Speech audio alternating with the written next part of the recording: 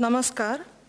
Let us start the program with the blessings of Shreyasee Thakur, Shreyasee Ma and Swamiji Maharaj. We welcome you all to the Students' Orientation Program in connection with the Azadi Ka Amrit Mahotsav today. The program will begin by the Vedic chanting.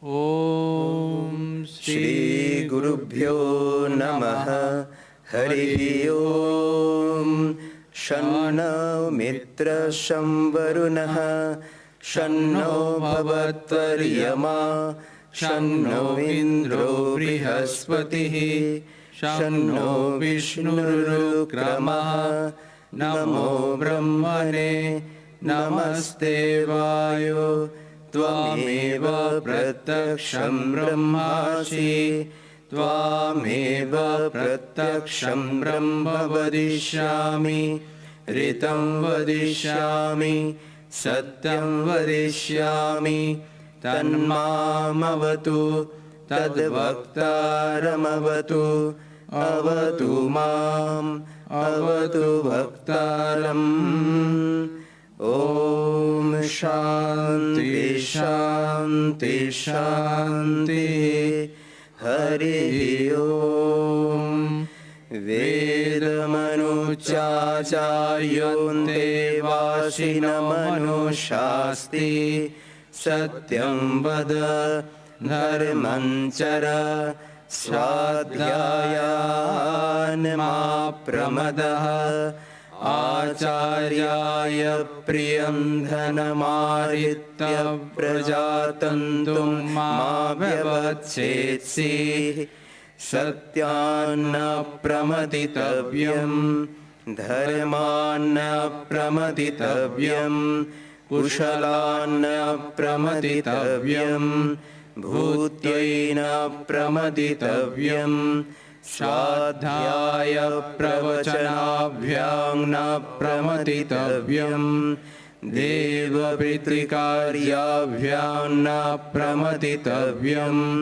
Matridevo bhava Pitridevo bhava Acharya devo bhava Atithi bhava Yanyavadhyani karmani Tani sevitavyani no itarani Yanyasmakagam sucharitani Tani tvayopyasyani no itarani Yeke chasmatseyagumsho brahmanaha Teshang tvaya shanena prashasitavyam Shraddhaya deyam, ashraddhaya deyam, shriya deyam, riya deyam, viya deyam, samvida deyam,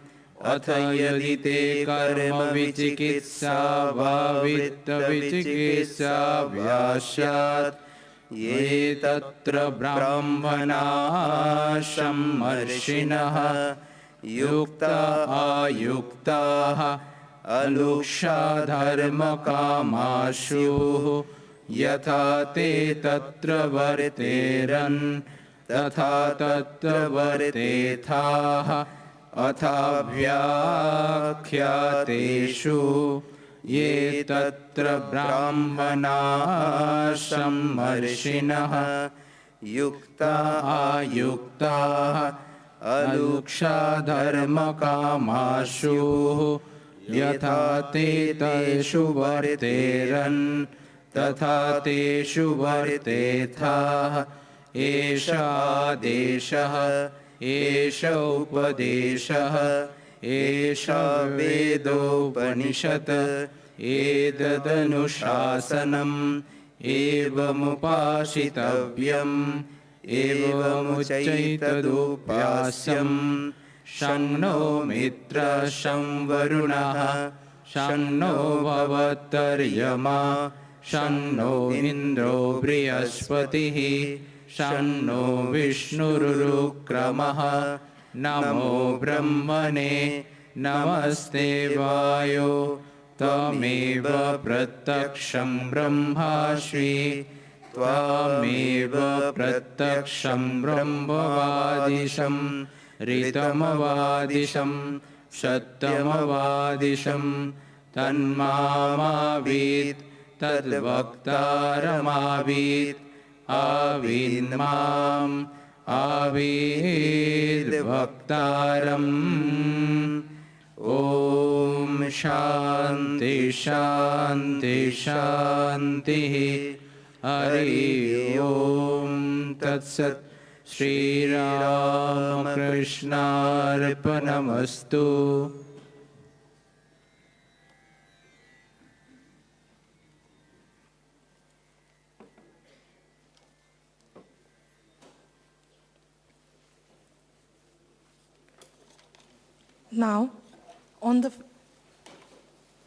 Now the felicitation ceremony. On behalf of the Ramakrishna Mission Institute of Culture, the honorable speakers on the dais will now be felicitated. Revered Swami Suparnanandaji Maharaj, Secretary of Ramakrishna Mission Goal Park, will offer flowers and books to our chief guest, Shri Gangeshwar Singh Ji, retired IPS, former Director General of Police, EB, presently Honorable Member of Staff Selection Commission, Government of West Bengal.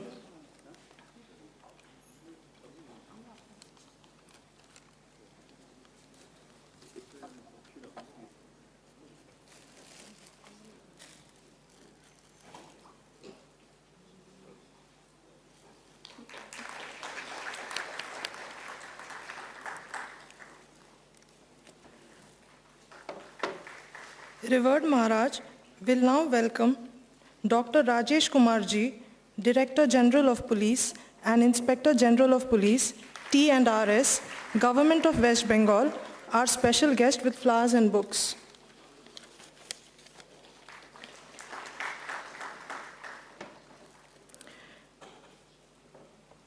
Principal of the School of Languages will offer flowers to Secretary Maharaj.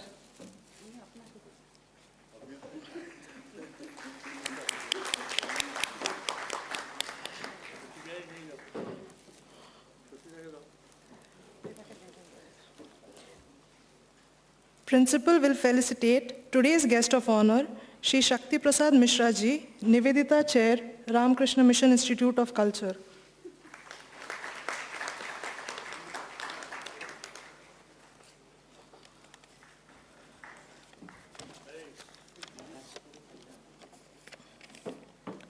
Now, I may request Revered Swami Suparnanandaji Maharaj to come forward and deliver the address of welcome and introductory words.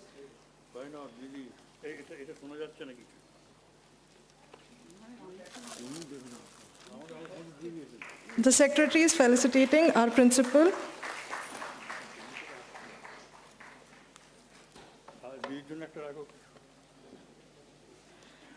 Swami Suparnanandaji, at present the Secretary of Ramakrishna Mission Institute of Culture, Goal Park, was the principal of Ramakrishna Mission Residential College at Narendrapur for about 27 years. He was also the Secretary of Narendrapur Mission Ashram for 3 years. He majored in economics. He is a senior monk of the Ramakrishna Order of Monks, Belur Mutt. Since 2013, he is the head of the Institute of Culture. He has composed a number of valuable books on Sri Ramakrishna Vivekananda Vedanta literature and other topics, like poems of Vivekananda. Thank you, sister. Janani.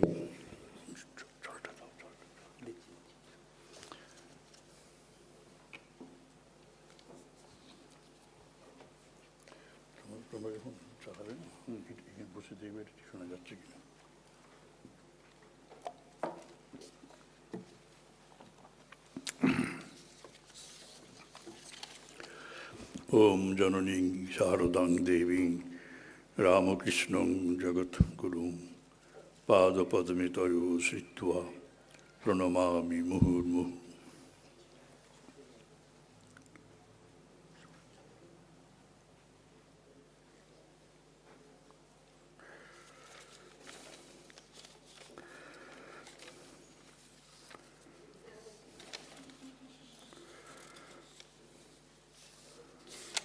So we have assembled here this morning for the inauguration of the classes of our School of Languages. We usually hold it within ourselves in a very homely atmosphere. But this time, this inauguration ceremony has become grandeur. It has been sanctified, glorified by the presence of two gentlemen who are in charge of the discipline of the state, West Bengal. I cordially welcome Dr. Rajesh Kumar, the Director General of Police, Inspector General of Police, Government of West Bengal.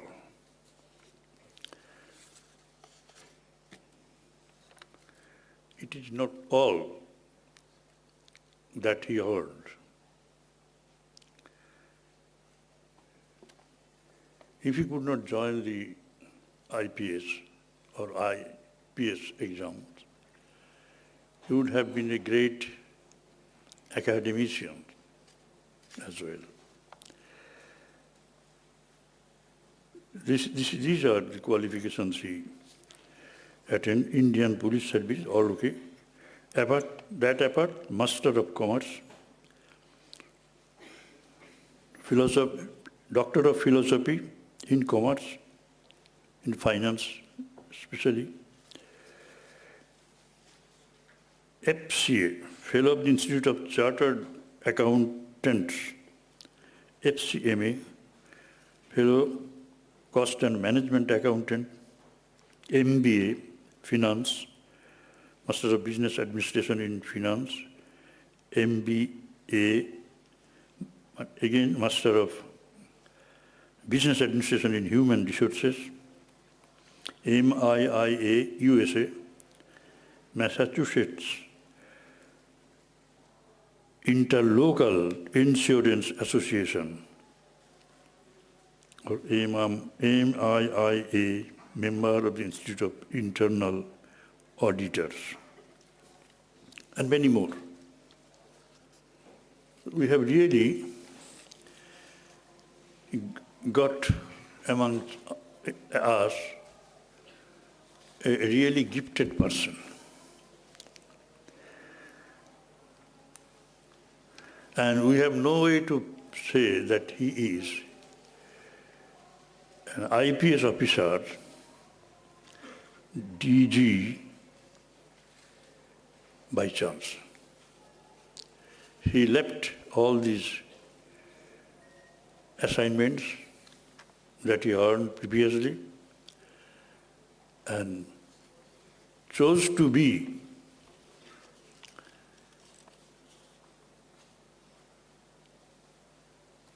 the ruler of the country.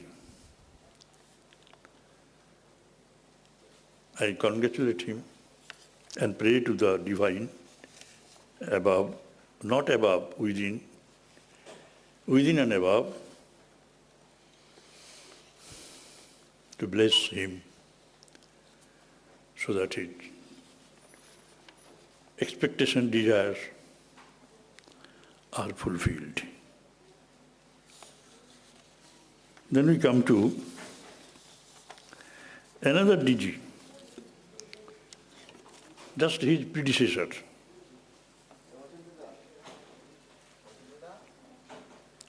Sri Gangeshwar Singh, and formerly Director General of Police, and presently Honorable Member of Staff Selection Commission, Government of West Bengal, Chief Guest.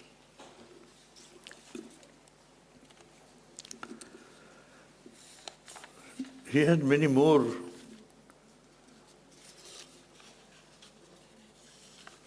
attachment to the world of literature and art and culture. He is a man of culture. Basically,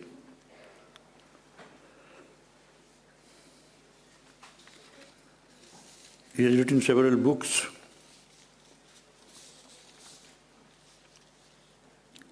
One book the other day we inaugurated.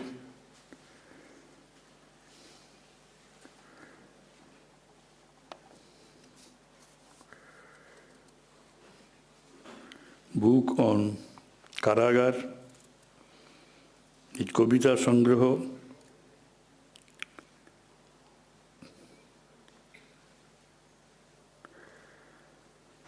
Vandana, Shiva Vandana, Om Namo Shivaya, lyrics.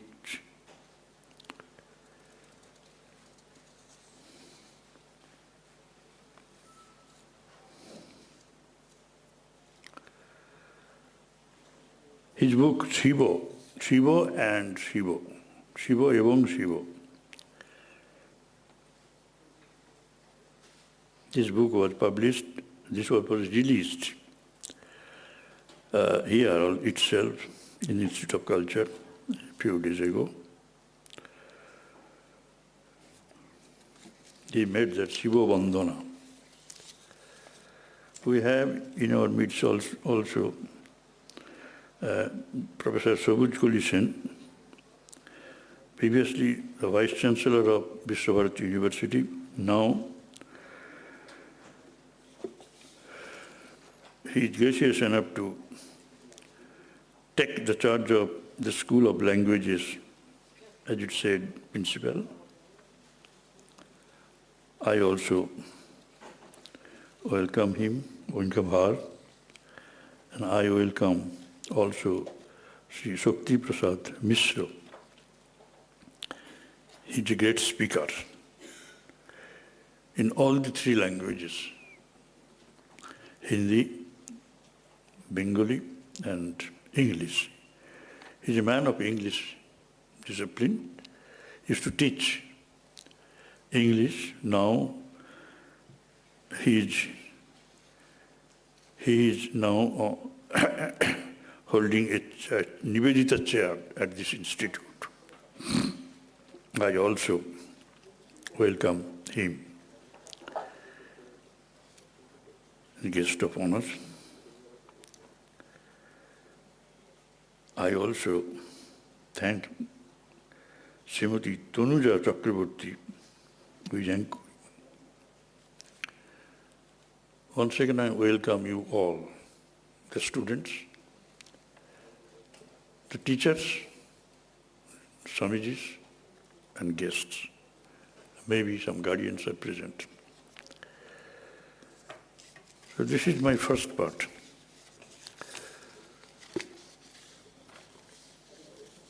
We usually hold this function to acquaint you with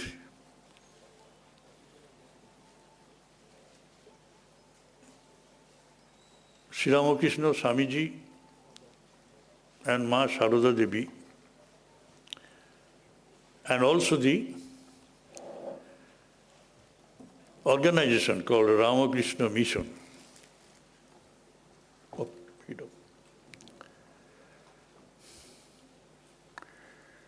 Some of you may be knowing about Ramakrishna Vivekananda. A little bit of Srima. It is good.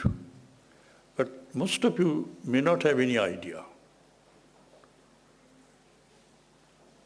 And it is not feasible to speak out everything about Sri Ramakrishna and his movement he created through Swamiji and Srima.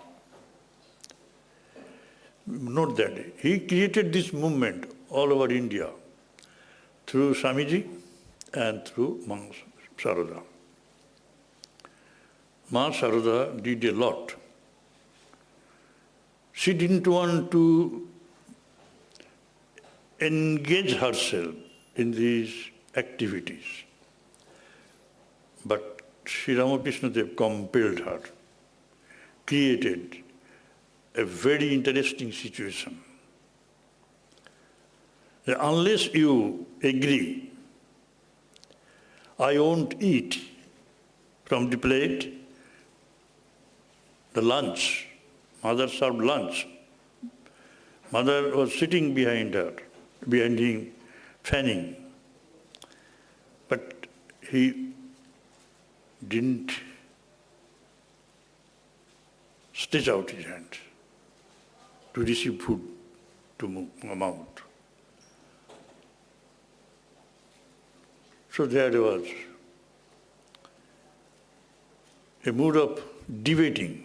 There arose a mood of debating between him and her. At last, mother had to agree to the proposal of Sri Ramakrishna. তিনি বলেছিলেন, সে যখন হবে তখন হবে, এখন খাও তো। It's an interesting story. You can read in her life. So after the demise of Sri Ramakrishna, mother didn't want to be engaged in all these activities, giving initiation, this and that. And it was very, very difficult for people, gifted people, the religious, spiritual people even to receive initiation, grace from Holy Mother. Very difficult. And it did first happen in Vrindavan. Within 15 days of the passing away of Sri Ramakrishna Dev, mother went to Vrindavan. And she was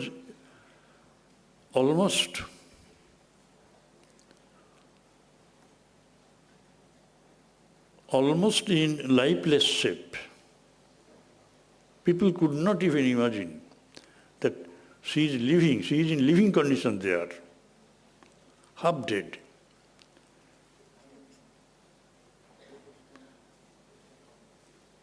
Because of the thought of Sri Ramakrishna. Sri Ramakrishna is not there. Here Sri Krishna is not there. Only Radha is there. She used to be. Radha herself. Radha, Sri Radha. So Sri Radha herself, as if, came to Vrindavan to see what is what there. Then Sri Ramakrishna, in dream, appeared consecutively for a month or so. You have to give initiation to Jogen, Yogananda. I didn't do that. You start with that. First function, first act of your life. And Jogen also received, he was also accompanying mother in Vrindavan. Jogen also received such instruction from Sri Ramakrishna in dream. And when you dream, the same dream twice or thrice, mind that it has to be true, even now, for each of you. Dreams are not all false. What happened? Mother had to yield.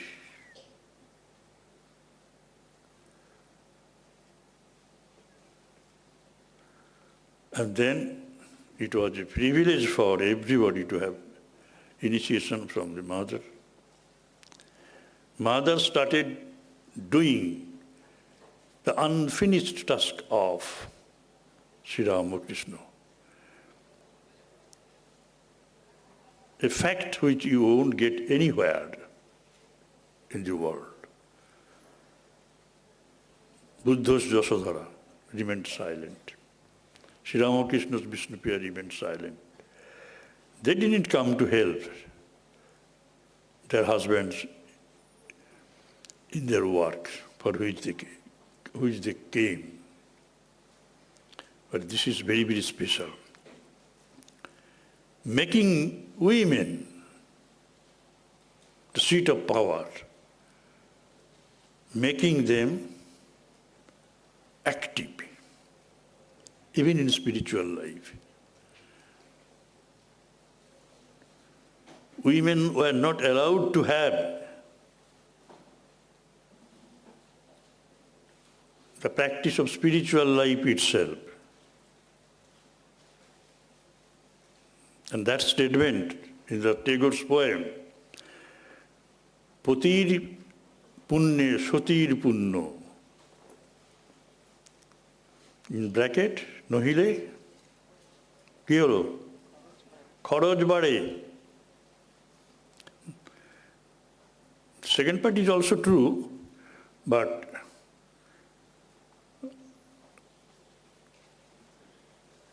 I tell those gentlemen, your wives should not spare you because of money. They won't leave your companion. But just see, I am going to get some merit from the visit of the Tirtha, place of pilgrimage. Your job is to look after your family chores. You need not have to come. Because you do not have that power. You serve your poti, Swami, that would help you. On your behalf, your Swami is doing all these things. So Sri Ramakrishna didn't give even that power. You can exercise your own spiritual problem and growth, life. Exercise your life for spiritual growth. You can, but I give you power to help the spiritual life of others as Guru. Mind that. There is something tremendous.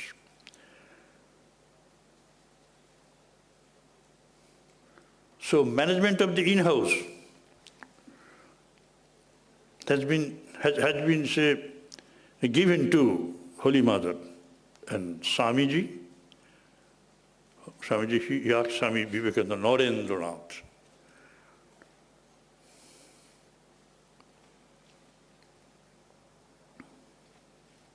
You must be like a Beniyam. What do you want, Naren? I want to remain absorbed in deep meditation. I want nothing else. After 3 or 4 days, I'll come down to the normal plane and eat a morsel of food, and then again I go and get absorbed in Samadhi. No. It is not for that you have come. I have brought you down from the Saptarshi Mandal. You have a great, great job to do. You must be like Beniyam. Not a dead plant tree. খেজুর গাছ নাও, খেজুর গাছে কোনো শাখা নেই, কিছু নেই, শুধু একটু যে খেজুরগুলো দেয় সেগুলো খাওয়ার নয়, ডালপালা নেই, কিছুই কাউকেও সে শেল্টার করে না. You have to become a Beniyam.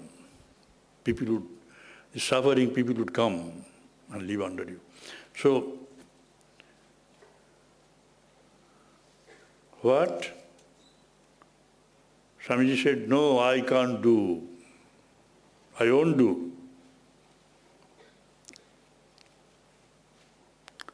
After much persuasion, Sri Ramakrishna could convince him by saying, your very bone will do. তুই বলছিস তুই করবি না, তোর হাড় করবে। And he wrote down, Naren শিক্ষা দেবে, যখন ঘুরে বাইরে হাঁক দেবে। And he gave out that call. Didn't was there, arise awake, and stop not, the goal is reached. The hare and tortoise, that was the competition we get in the Aesop story.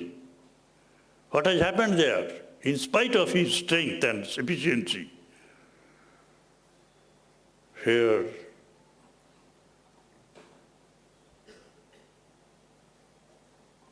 the rabbit was defeated because he was seeking comfort. He was caught by greed of grass. Tender grass was there. He went to eat and then slept. When he got up, what did he see? Tortoise has already reached the victory rope. So, arise and awake and stop not till the goal is reached. And we also, we are not conscious of our strength. Swamiji says, all strength is within. You are divine, not a very weak person. Each of you carry the divine within.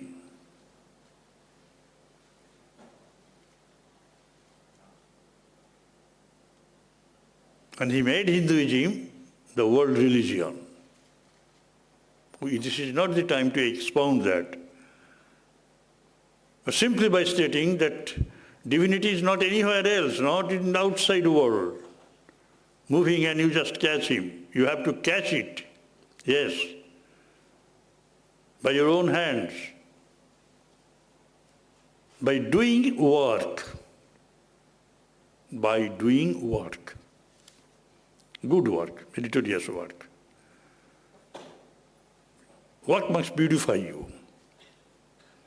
And what shall be looked upon as puja. Your work is a puja. I am just speaking to you. I am doing my puja. What puja? This lecturing, expounding something which you need to know. Otherwise you won't have come.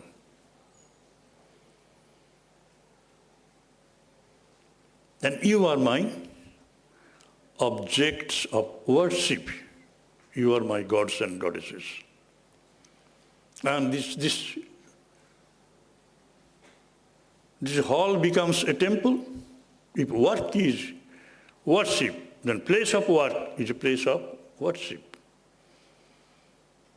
So our office, our school, even our prison house, everything becomes place of worship. By doing this job, we become more purified. We go towards exploring more divine glory in us. That's it. So, in the outside world, Swamiji was doing a great job for preparing the base of human life. Base. And Mother has been giving initiation, thereby making them free while living. You are free. You can stand alone. Freedom means standing alone. you can stand alone without helping any person around.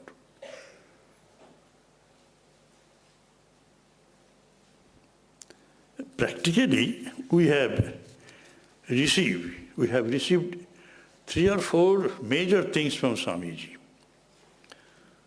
which revolutionized the world thought. Could you follow my English? My English is very, very simple. Dear brothers and sisters, very, very simple. I have not used any unknown words. I just amalgam all the words appropriately and making a sentence. All the words you already know. Isn't it? Isn't it? Best. I finish. I do finish it in Bengali, so that those who do not know English at all, they have some edge over others at the fag end of my speech, or those who know English alone, they should learn while in Bengal a little bit of Bengali language. তার আগমনে তার আগমনের উদ্দেশ্য Sri Ramakrishna, I have told you, মা আমাদের inner জীবনকে পবিত্রতম করার জন্য দীক্ষা দিচ্ছেন, আর স্বামীজি ইনার লাইফ তৈরি করিয়ে দিচ্ছেন, প্রিপেয়ার করছেন, প্রস্তুত করিয়ে দিচ্ছেন। You go, be purified. You take up pure activity, good activity, কল্যাণমূলক কাজ করো, তারপরে আসো, যাও গিয়ে পড়ো। শিক্ষাটা তোমাদের হবে, কিন্তু দীক্ষাটা হয় না। That is the problem. That is the problem. মুসলমানদের দীক্ষা আছে, খ্রিস্টানদেরও দীক্ষা আছে, হিন্দুদেরও দীক্ষা আছে, বৌদ্ধদের দীক্ষা আছে, সবারই দীক্ষা আছে। That is a must. কি হোয়াট সামগ্রিক রূপ স্বামীজির আবির্ভাবের কি বলেছেন তিনি? জীবনে একত্ব আছে, ইউনিটি ইন হিউম্যানিটি। ব্যাখ্যা করার সময় নেই। জীবনের একত্ব আছে, আত্মার দেবত্ব আছে। এই জীবনটা দেহ নয়, এর ভেতরে মন আছে, তাকে দেখতে পাই না, সে কাজ করে চলে, স্বপ্নে আমাদের নানা ধরনের যন্ত্রণার মধ্যে ফেলে, আনন্দের মধ্যেও ফেলে, আবার স্বপ্ন যখন শেষ হয়ে ঘুমিয়ে পড়ি, প্রশান্তি, আনন্দ। সুতরাং এই 3টে স্তরে আছে, কি আছে? দেবত্ব বেঁচে আছে, আত্মার দেবত্ব আছে। এবং সেই জন্যই প্রত্যেকটা মানুষের মধ্যে একত্ব আছে। 2জন মানুষ এক নয়, কিন্তু 2জন মানুষের মন কিন্তু এক হতে পারে। স্বপ্ন যখন দেখে তখন সব মন এক হয়ে যায়। তারপর যখন মনও থাকে না, গভীর ঘুমে তো মনও নেই। আমি সুপর্ণানন্দ, এই জ্ঞান তো গভীর ঘুমে আমার থাকে না। আমার অস্তিত্ব কী তাহলে? আমি এখানকার সেক্রেটারি, এই জ্ঞানও থাকে না, কী থাকে? এই জন্যই হচ্ছে সেখানে মন এবং বুদ্ধি পৌঁছতে পারে না। সেই আত্মা থাকেন, আত্মার সেই দেবতা। আমরা আর দেবতাকে মানি না। দেবতা আমার মন্দিরে নেই, দেবতা আমার কাছে আছে। জীবনে একত্ব আছে, আত্মার দেবত্ব আছে, অভিজ্ঞতার বিভিন্ন স্তর আছে। যেমন যেমন এগিয়ে যাবো, এবং একটা স্তরে যেটা সত্য সেটা সত্য, কিন্তু সেই সত্য কিনা দেখবার জন্য I will have to make a leap, এগিয়ে যেতে হবে। তারপরে ফাইনাল ডেস্টিনেশনে কী পাচ্ছি? একত্ব। তখনই বুঝতে পারছি বিভিন্ন স্তর আছে। সেই জন্য ওই স্তরগুলোকে you can't just push away, you have to accept it as lower truth. So journey from lower truth to higher truth, higher truth to higher truth. জীবনের অভিজ্ঞতার বিভিন্ন স্তর আছে, আর এই আত্মার উন্মোচনে কর্মের প্রয়োজন আছে। সেটা আমি একটু বললাম। কারণ মানুষকে দেবতা হতে হবে, কর্মকে পুজো করে। তাহলে আমরা ছাত্রদের সেবা করছি না, আমরা সত্যিবৃন্দের সেবা করছি না, আমরা দেবতার পুজো করছি, সত্যিবৃন্দই দেবতা। উকিলের কাছে মক্কেলগুলি দেবতা, মক্কেলের পুজো করছেন তিনি, তাই তো? মালিক আর আছে মানে শ্রমিক, মালিকরা শ্রমিকদের পুজো করছে, শ্রমিকরাও মালিকদের পুজো করছে, সবাই পূজারী। কাদের পূজারী? আমরা ছাত্রের, আমরা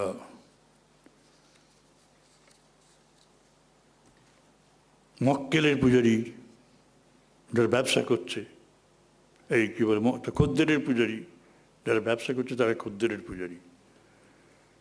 এসব ভাবতে হবে। তার মানে কি, আমরা যাদের পুজো করি তাদের তো এক্সপ্লয়েট করতে পারি না, শোষণ করতে পারি না। শোষণহীন সমাজ আসবে যখন, এই স্বামীজি সেটাই বলেছেন, শোষণহীন সমাজের প্রতিষ্ঠা। সুতরাং এই আমাদের কাজ।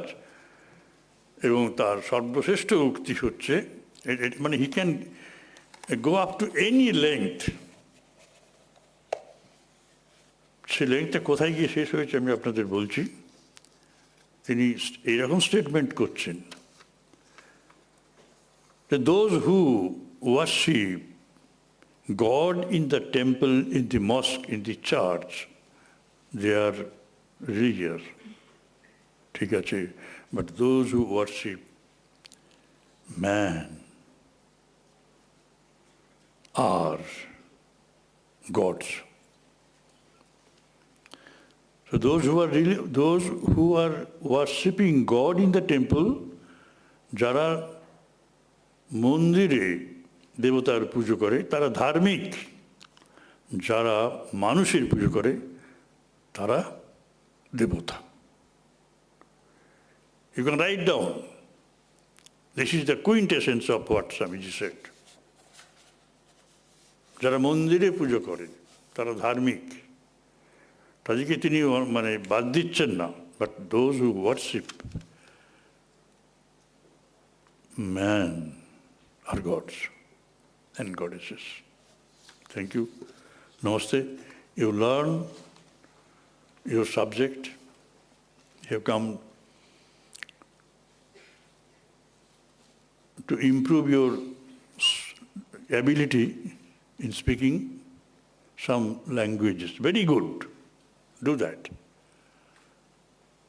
At the same time, you feel your duty is to know a little bit of Sri Ramakrishna Ma and Swamiji. Why? Why? Can you tell me why? Anyone? Can you tell me why? Because you belong to us. The Ramakrishna Mission is a vast organization. You have become its members. Unknowingly. So sometimes people go, oh, I was a student of this institute some 45 years ago. A sweet memory. The teachers were this and this. I still remember. It becomes a full-fledged school. Mind that. And it is really your pride, the sisters' pride, those who are teachers and brothers. It is the pride of our principal also.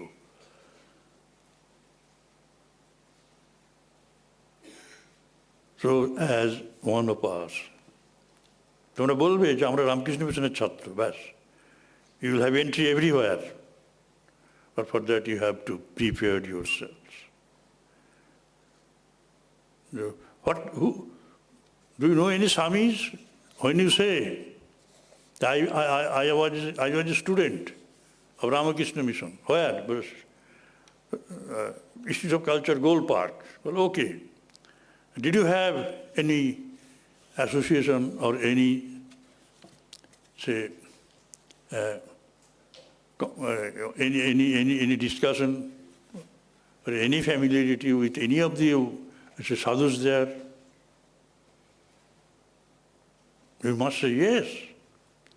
We are here 15 or 16 sadhus. Don't feel dejected. Don't feel rejected.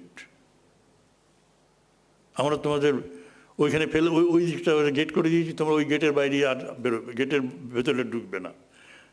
You see the whole campus, what we are doing.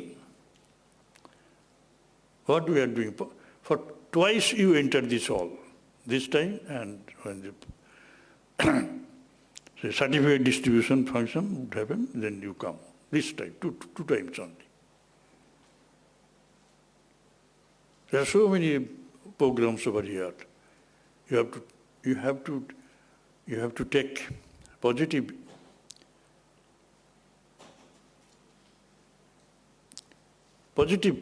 care, interest in all this. Something from within would guide you, goad you, instigate you, go there, go there, go there. Why these Swamis are here for? What they're for? Why they are? Let me go, let me turn over a few pages of Sri Ramakrishna's life or Ma Sarada's life. Because they belong to humanity. They belong to all. And Ramakrishna Mission also belongs to everybody. আমাদের বেলুর মঠের যে সন্ন্যাসী আছে তার মধ্যে ইহুদিরা আছে, খ্রিস্টানরা আছে, মুসলমানরা সাধু আছে, মুসলমান তারা, আমরা আছি, বিভিন্ন হিন্দুরা আছে। হিন্দুরা মানে কি বলো তো? জানো হিন্দুরা মানে caste-ridden Hindus are not one body. তুমিও হিন্দু, আমিও হিন্দু, কিন্তু তুমি হচ্ছ শিডিউল কাস্ট হিন্দু, আমি হচ্ছি হাই কাস্ট হিন্দু, তোমার সাথে আমার কোনো কথা নেই। But in Ramakrishna Math, even among the sadhus, among the devotees, sadhus are coming from each and every varna and jati. Varna, dharma, sab. Thank you. Namaste.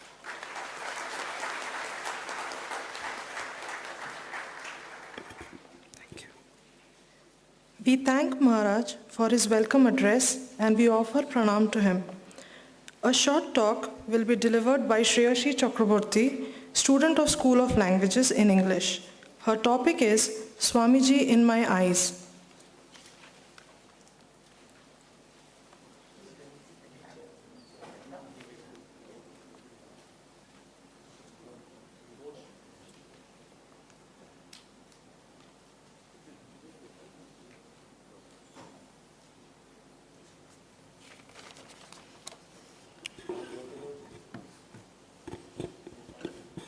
Good morning, revered Swami Suparnanandaji Maharaj, Honorable Shri Shakti Prasad Mishra, Dr.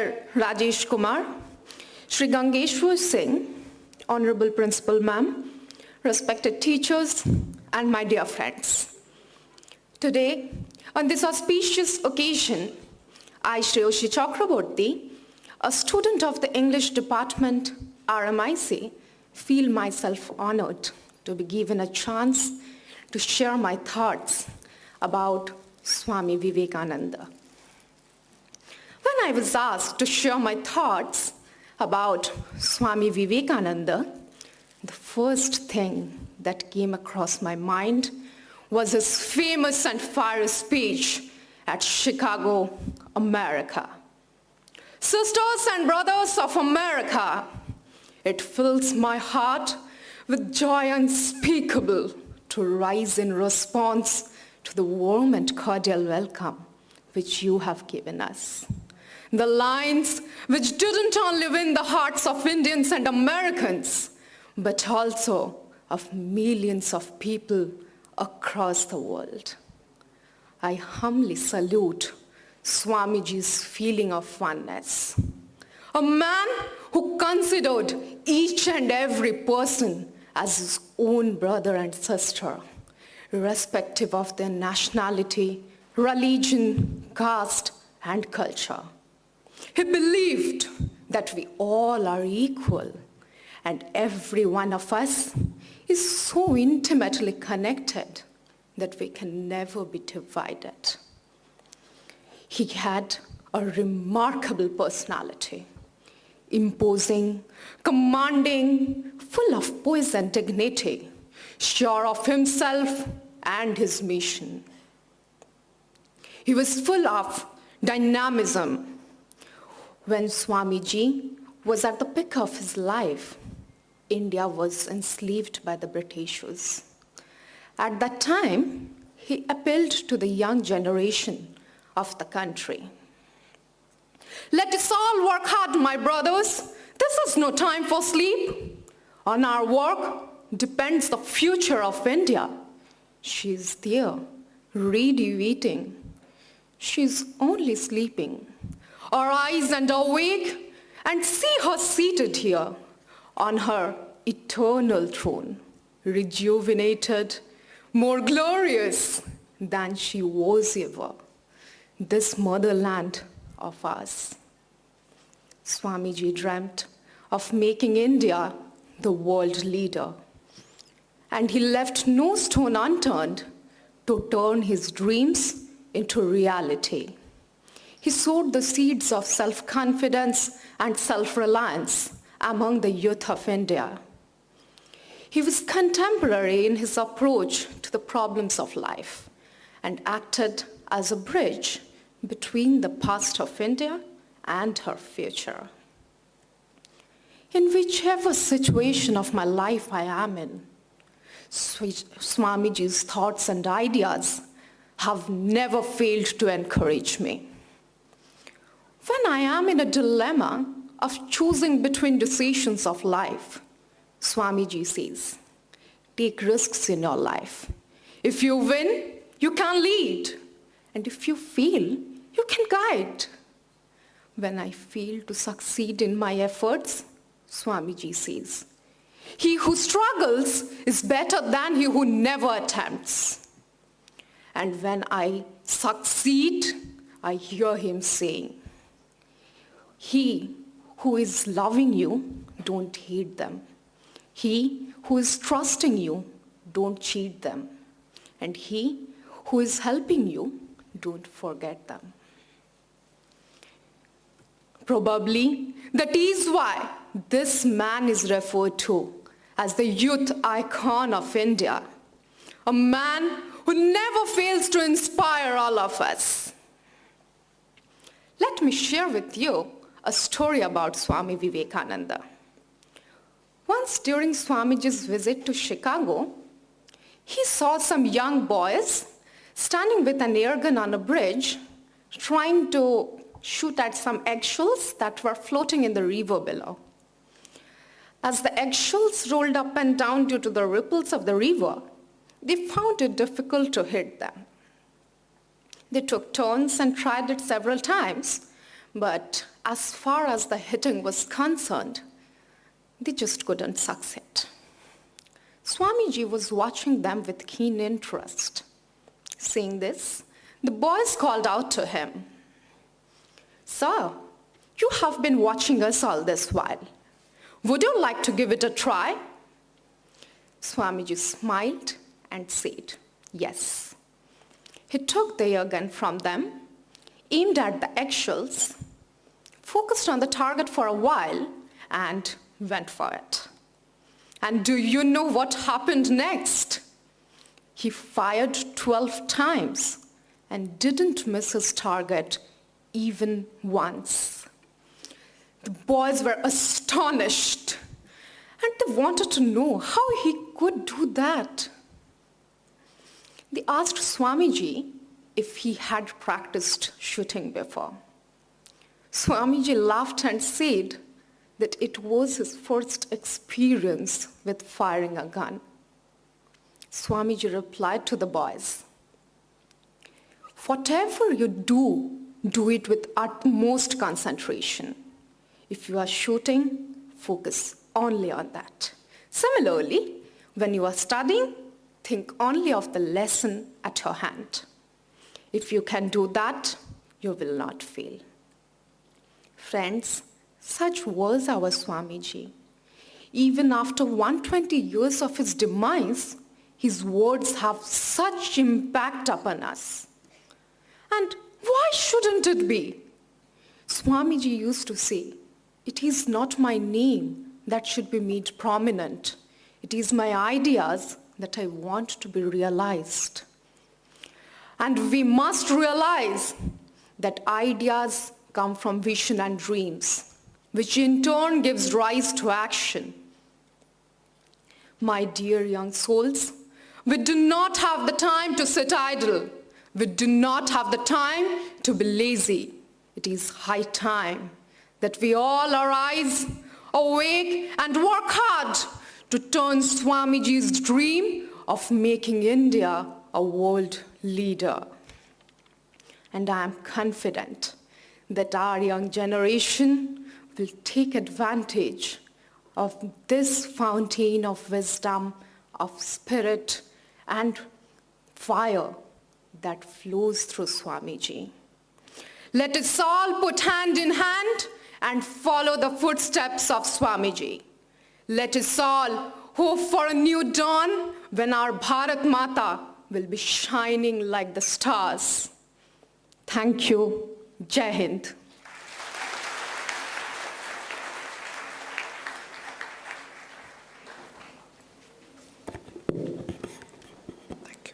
Thank you, Shreyasee, for your beautiful speech. Now, a talk by our guest of honor, Shri Shakti Prasad Mishra ji, on the youth of the blessed India, their problems and the opportunities. Shri Shakti Prasad Mishra ji is a National Teacher Awardee, Government of India, Nivedita Chair, Institute of Culture, Goal Park. He is an eminent speaker of Ramakrishna Vivekananda Vedanta movement and ancient Indian rich tradition and culture. He is dedicated to the students of future India.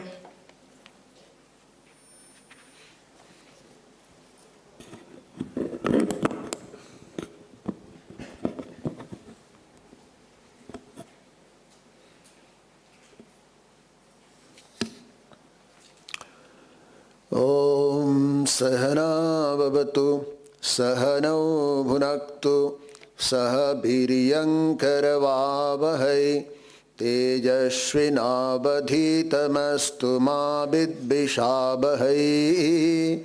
Om Shanti Shanti Shanti.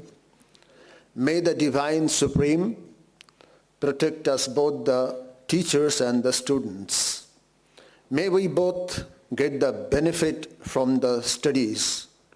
May we both be strong and vigorous so that our studies be strong and vigorous. May we have a cordial relationship and never be jealous of each other. With this traditional Indian prayer to the Almighty by the students and the teachers, before the classes begin, I offer my grateful thanks and pranams to Swami Suparnanandaji Maharaj, the Secretary of the Institute, and Swami Adipurushanandaji Maharaj for inviting me to this program as part of Azadi Ka Amrit Mahotsav. And also grateful thanks to the Principal of the School of Languages, Dr. Sabujkoli Shen, and my namaskar to Dr. Rajesh Kumar ji and Sri Gangeshwar Singh ji. My warm regards to the faculty members who are greatly admired by us for their labor of love, and they love to sacrifice their time and energy for the benefit of the students. Our respects to you as well. And obviously my love and best wishes to the students who are present in this auditorium. As just announced by Mrs. Chakravarty, the topic is the youth of the blessed India, their problems and the opportunities. And obviously this topic has three parts. Number one, the blessed India. the youth of the blessed India. Number 2 is the problems the youth are facing today and the opportunities for them. Now, we have problems, no doubt about it, and definitely there are certain opportunities, as Shreyasee a short while ago told us that India could be the world leader. And there are in fact immense opportunities. But how come we are called the blessed India? What's the reason? Why should we be proud of being an Indian? The answer was given by one France-born historian, Michel Denino. Dr. Denino was invited by the students and the teachers of Madras IIT to deliver a talk as part of Swami Vivekananda's 150th birth anniversary celebrations. And he himself chose this interesting topic, why be proud of being an Indian? At first he lamented that it is unfortunate that Indians themselves are unaware of the great glory of India. And there is no attempt to glorify India. And then he mentioned 12 major achievements of Indian culture and civilization. He said whether it is technology or spirituality, ecology or democracy, arts or science or literature, India, according to Dr. Denino, had been on top. When? At a time when most of the European nations were steeped in ignorance and poverty. जब Europe के बहुत सारे देश गरीबी और अज्ञान के अंधकार में डूबे रहते थे. At that time, 5,000 years ago at least, when the great Indus or Harappan or Indus Saraswati civilization flourished, giving rise to great cities, planned cities with an advanced sanitation system, bathrooms for almost all the citizens. Amazing was the standardized weights and bricks proportions thanks to Indian engineers at that particular time. And all remember, कौन time पे जब European के पुरखे Germany के घने जंगल में रहते थे और नील रंग से मुंह रंगाते थे. At that particular time, Indians were so civilized, so cultured. And when the Europeans were in jungles, when they would paint their faces blue, then the cultured Indians would ask most sought after questions, most puzzling questions. Where do we come from? Are we alone in this universe? So these sorts of questions they were asking within themselves. So cultured, so civilized our forefathers were. And at that particular period of time, they discovered ekang sat vipra bahudha badanti. Truth is one, but sages describe it in various ways.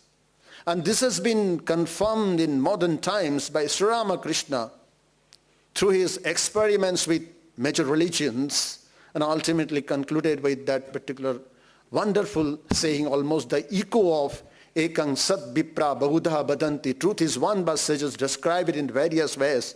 Joto mot, toto pot. Ladies and gentlemen, it was our forefathers who realized the great truth. Vasudhaiva kutumbakam. The whole earth is one family.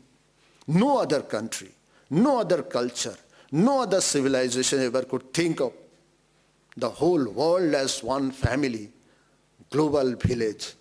But our forefathers did. And no wonder that's the world's first university, Takshila, was built by our forefathers when in 700 BC, जब यूरोपियों के पुरखे जंगली लोगों की तरह अपने शरीर को रंगाते थे at that particular period of time. And the great names you are all aware of, like Charak, Susrut, Aryabhatta, Bhaskaracharya make it very clear that Indians excelled in medicine, in astronomy, in surgery, physics. Of course, these are the things that I'm not telling. I'm just quoting Professor Denino. Towards the end of his speech, Professor Denino said something very interesting. আপনারা ভাবছেন যে India এই করেছে ওই করেছে, করেনি এমন কি কিছুই নেই? হ্যাঁ, করেনি, এমন কিছু কিছু আছে।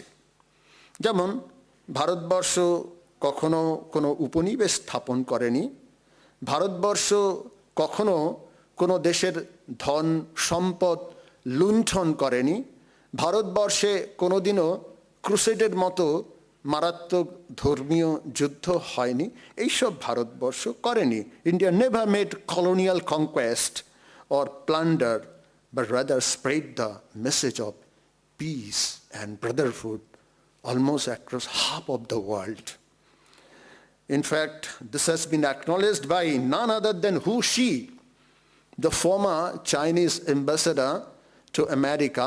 I quote, he said, India conquered and dominated China culturally for 20 centuries without ever having to send a single soldier across her border. This is India, a welcoming land, the blessed land. It was India that had sheltered the persecuted, the refugees who had been driven out of their own countries of origin. History proves it. History proves it.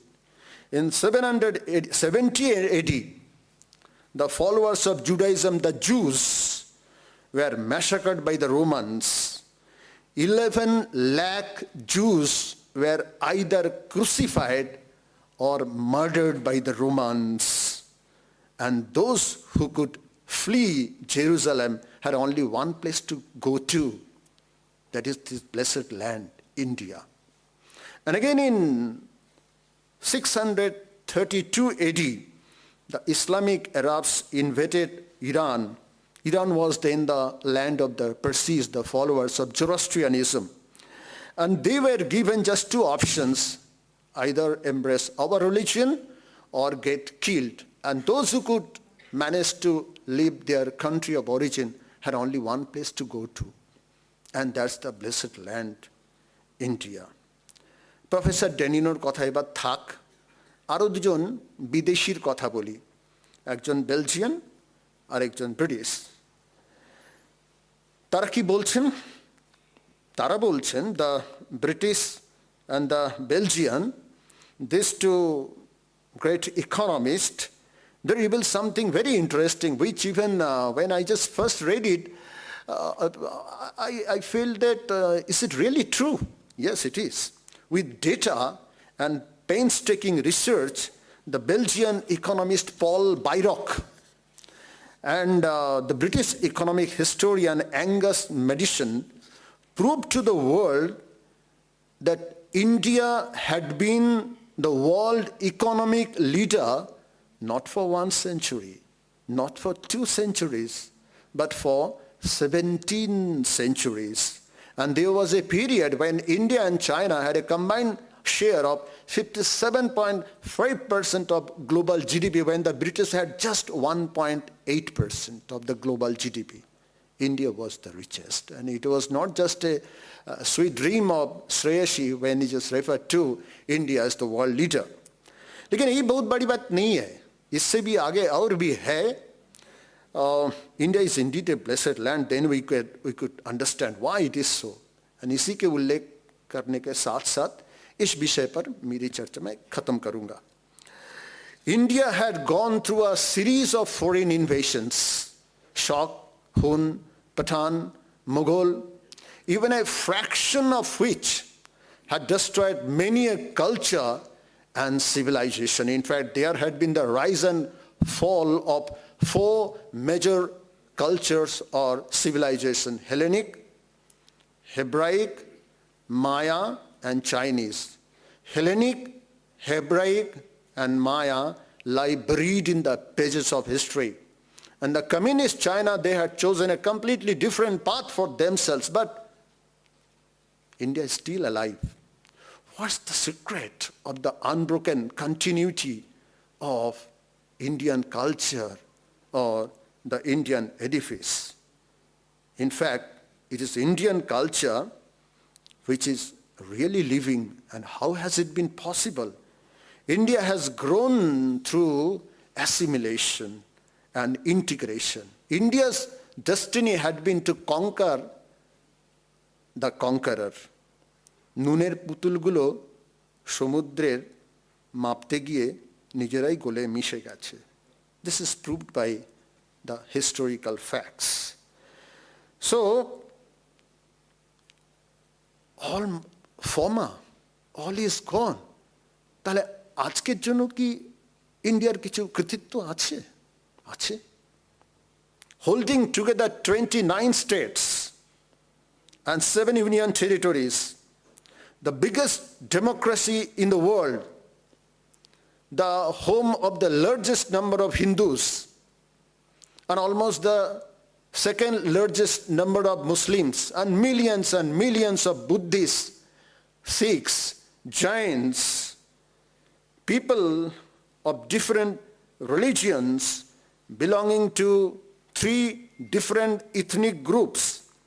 And remember, they speak 560 languages and 9,000 dialects.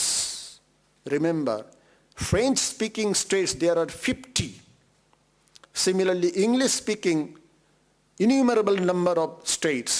But 560 languages, 9,000 dialects, where there are 2,858 political parties, and even more than that are the religious organizations, where there are the largest number of temples and churches. Still, the country is living. And only one example in the whole world, পৃথিবীর মানচিত্রে আর দ্বিতীয় উদাহরণ পাওয়া যাবে না. This is India. Anyway, now about the second part of the talk, about the problems and the opportunities for the youth. Yes, problems are many. गिनती करते करते थक जाओगे. That's true. We can say lack of concentration and patience, lack of decision making. There are lack of self-confidence, lack of proper guidance, lack of proper career counseling. Then there are parental pressure, peer pressure, problems of dealing with distractions all around. বলে শেষ করা যাবে না. Lack of quality education, lack of job opportunities, problems of unemployment. I'll pick up just one. A very great problem. A research report says that by the time you go to job market, by the time teenagers go to job market, 47% of the existing jobs will have vanished.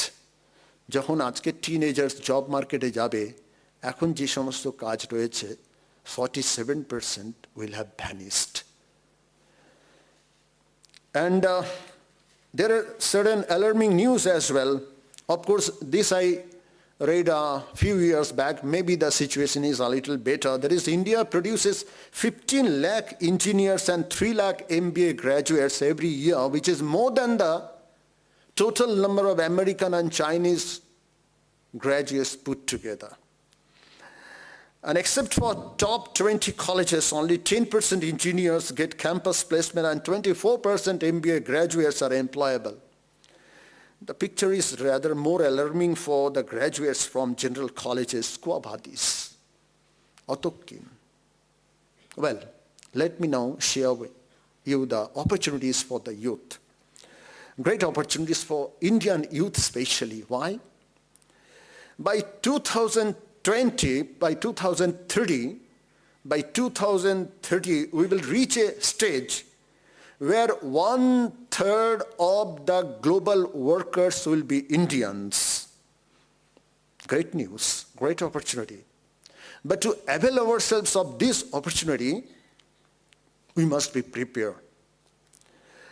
And definitely, mere bookish knowledge or even vocational skills won't do.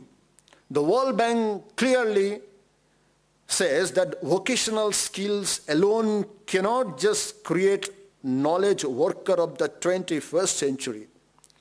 Soft skills and life skills are absolutely necessary. Indeed, the 21st century offers a great opportunity for Indian youth especially. Why I say this? Just you see, the three things are happening in the world today. The world is increasingly going digital, the world is going herbal, and the world by necessity is going spiritual. And there is no doubt that India has the potentiality to reign supreme in all three spheres. Bharatvarsh तीनों क्षेत्र में सम्राट बनने की क्षमता रखता है. The 19th century was called the industrial age. The 20th century was an age of science and technology, while the 21st century is going to be the century of knowledge and innovation. And it is being said, the empires of the future will not be of concrete or stones. The empires of the future will be the empires of the mind. भविष्य समाज मनन जगत पर निर्मित होगा. आगामी दिने যে সাম্রাজ্যের কথা বলছি তা কংক্রিট বা পাথর দিয়ে তৈরি হবে না. আগামী দিনের সাম্রাজ্য তৈরি হবে এবং সেটি হবে মনোজগতের সাম্রাজ্য. लेकिन जीतने के लिए, to succeed in 21st century, we have to develop 21st century skills. The 21st century job market আমরা যদি পেতে চাই তাহলে 21st century স্কিলসটাকে ডেভেলপ করতেই হবে. একে বলা হয় 21st century C skills. কি এগুলো? First is computer, second is communication, third is collaboration, fourth is critical thinking, fifth is creativity and innovation, sixth is caring environment, seventh is controlling greed, eighth is concentration, that is mindfulness and character formation. So first is computer. It needs no elaboration. We know very well that the world is increasingly going digital, and in India also our cry is Digital India. Second is communication. Communication is a must in today's global world. You must be able to sell your idea. And it's a fact, and you must have been told by your teachers, that being fluent in English increases your market value and also your self-esteem. Third is collaboration. Ability to cooperate and compromise. That is, soft skills need to be developed by you. Generally in Ramakrishna Mission institutions, this aspect is greatly stressed upon. Ability to work together as a team. A team works. Remember, a team of experts does not necessarily mean expert team. Team spirit is absolutely necessary. Teamwork is absolutely necessary, especially in any company or enterprise today. That's why soft skills, we often say, need to be developed greatly. Fourth is critical thinking. Ability to think deeply and have a questioning mind. Incidentally, in ancient India, questioning or debate or discussion was an integral part of teaching, learning process. In fact, the Upanishads or the Gita, these are nothing but, especially the Upanishad is nothing but a compilation of discussions between the teachers or between quite a few persons. And the Gita tells it very clear, Tadvidhi pranipatena pariprasnena shebaya. Pariprasna, not just simple prashno, pariprasna. That is, pariprasna means constant questioning. Such kind of questioning means that you are alert, you are sincere, you are serious, no lazy questions or casual question. In the Gita, we find that Arjuna raised doubts and put questions to Sri Krishna for no less than 84 times. And after that, only when he was convinced, he said, Karishve bachanang tava. Now I accept you and your views. But before doing so, He raised doubts and put questions to him for no less than 84 times. Incidentally, let me recall an incident. It was the first decade of the 21st century, and at that time you know that American IT sectors were flooded with Indian graduates. And there was a sort of interaction between one teacher and one Indian teacher and Bill Gates. Then this aspect was pointed out to Bill Gates that, see, Indians reign supreme in Silicon Valley. 1/4 of the engineers are Indians. Then he said, so what? Matlab, that's true. But hardly 10% of Indian engineers get on top. Why? Because they don't ask questions. Because they don't ask questions, only 10% of Indian engineers can go on top. Anyway, now the fifth skill is creativity and innovation. In fact, the 21st century is an age of innovation and knowledge.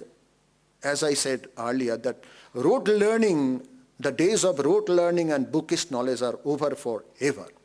And you need to have an innovative and inquisitive mind, since the jobs that you are going to do in 21st century relate to problem solving. And sixth skill is caring environment. Learning to care your environment. It is interesting. In 21st century, this aspect is greatly stressed upon. And in this aspect, we have so much to learn from our forefathers. Remember, in 1974,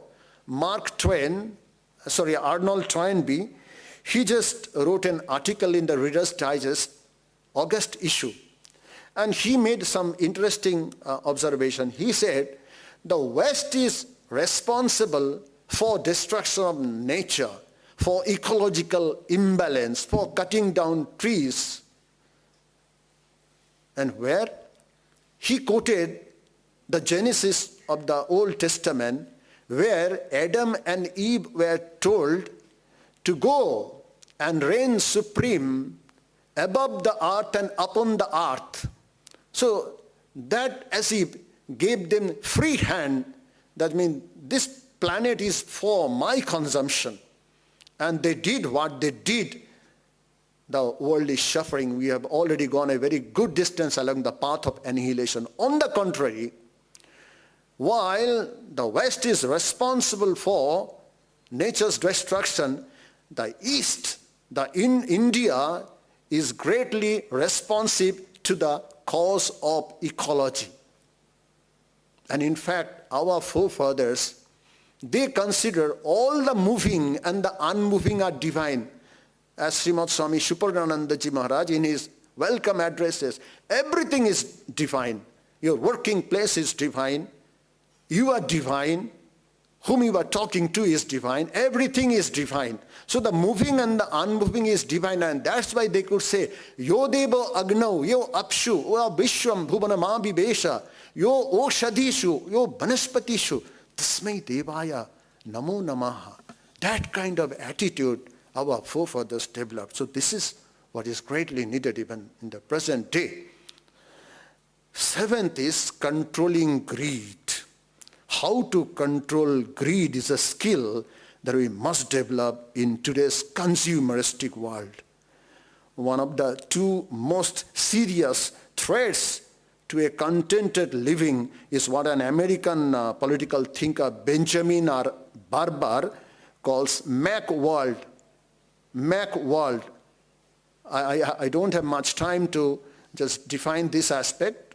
Just know that Macworld stands for senseless and passionate chase for materialistic consumerism, for self-indulgence and sense gratification. একটা ঘটনা বলি, খবর কাগজে বেরিয়েছিল, a 34-year-old doctor from Bangalore-based Neuroscience Institute was arrested at Kolkata airport for stealing a leather carry bag from a showroom at the domestic terminal.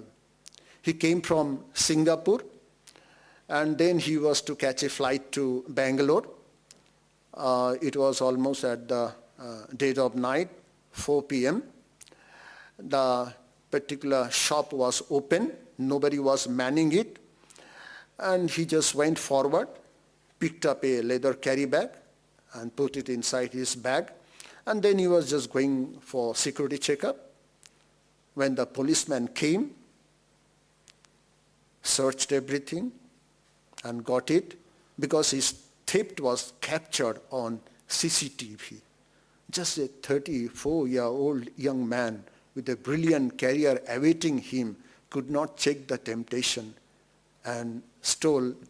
And you have recently heard one lady also did the same in book fair. So they couldn't check the temptation. They couldn't check the temptation. And ultimately, just for 1,000 rupees maximum, that he had to go to jail. That's a tragedy.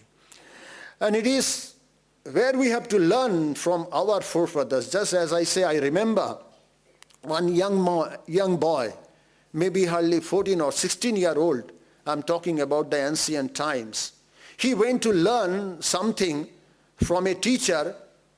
Only that particular teacher had that knowledge and no one else. Then he had gone there and he asked him to tell him the secret, to impart that knowledge. But maybe that teacher was testing him. Then he said, "Are you young man," that young man was called Nachiketa. "Young man, why do you just have this thing?" And then he offered him all sorts of amusements, luxuries, pleasures, which is everybody's dream. But he rejected it, saying beautifully, "Shobhava martasya yadanta kaitat sarvendriyanam jarayanti teja api sarvam jivitam alpameva tabaiba bahas tavanritya git." ওসব আপনার থাকুক, আমার ওসব চাই না, আমি যে জন্য এসেছি আপনাকে সেটা দিতেই হবে। And ultimately he got it. Ultimately he could get it. So this is a lesson we must learn. Now the last but not the least is concentration and character formation. As regards concentration, Shreyasee just told us a beautiful story. In fact, a large number of students today suffer from CDS, concentration deficiency syndrome. A noted psychologist made a very startling observation. He says that a child born today stands 10 times greater chance of being admitted to a mental hospital than to a university. A child born today stands 10 times greater chance of being admitted to a mental hospital than to a university. In fact, emotionally fragile. Today's young people, they just give vent to their pent-up feelings like anger, frustration, without bothering about the consequences thereupon. So many instances are there. I'm not going to put it. You all know. Why? Because our mind is not under control. Swami Suparnanandaji often stresses this aspect, how to control mind. Maybe in future, he'll be sitting with you. And as I told you about the doctor, why did it happen? Because our sensory system is so strong. That doctor's incident, or recently what happened in book fair. Why? Sensory system is so strong, but controlling buddhi is so weak. That's why all the problems we suffer. All the problems, because our mind is not under our control. Anyway, what is shocking is a recent WHO report says that ever since COVID pandemic hit India, 41% of young men are suffering from depression.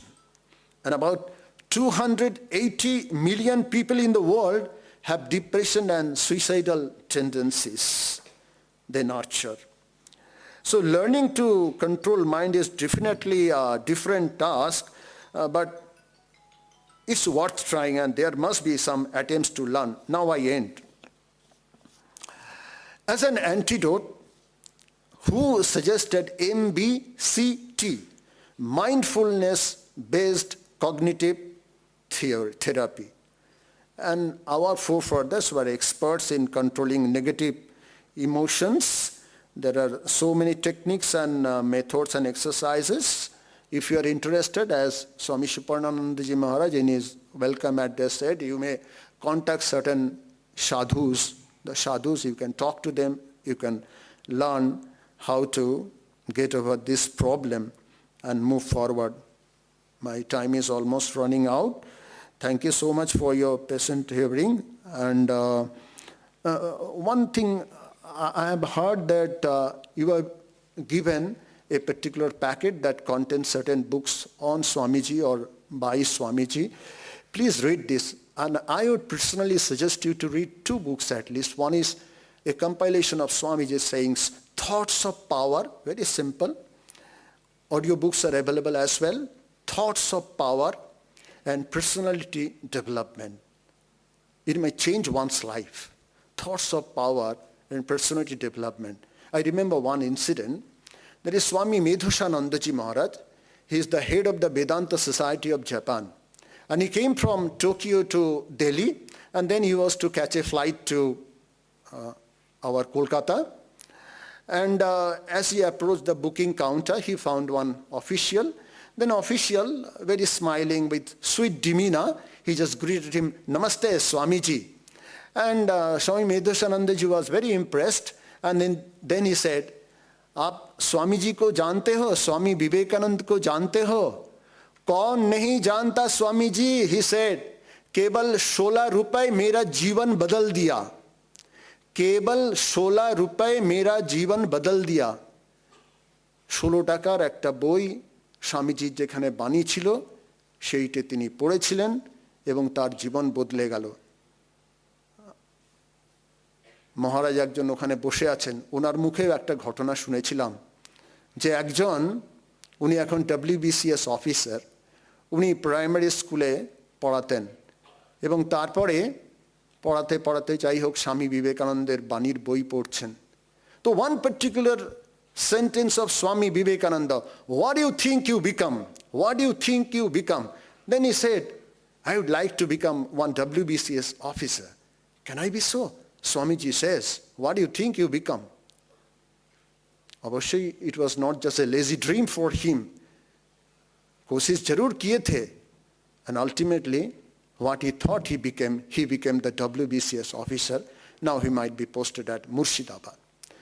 এইভাবে স্বামীজির বাণী একটা জীবন আমাদের জীবন কিন্তু বদলে দিতে পারে. অবশ্যই তার জন্য ধৈর্য ধরতে হবে এবং স্বামী বিবেকানন্দর নির্দেশও তাই. If the sun by the cloud is hidden a bit, if the welkin shows but gloom, hold on yet a while, brave heart, the victory is sure to come. ধৈর্য ধরো কিছুক্ষণ হেবির হৃদয়, সূর্য যদি মেঘাচ্ছন্ন হয় কিছুক্ষণ, যদি বা আকাশ আরো বিষণ্ণ গম্ভীর, ধৈর্য ধরো কিছুকাল হেবির হৃদয়, জয় তব যেন সুনিশ্চয়. জয় তোমাদের হবেই, ধৈর্য ধরো, স্বামী বিবেকানন্দের বই পড়ো. তোমাদের সবাইকে ছাত্রছাত্রীদের উদ্দেশ্যে বলছি আমার অকুণ্ঠ ভালোবাসা এবং শুভেচ্ছা জানিয়ে আমার বক্তব্য এখানেই শেষ করছি. ধন্যবাদ.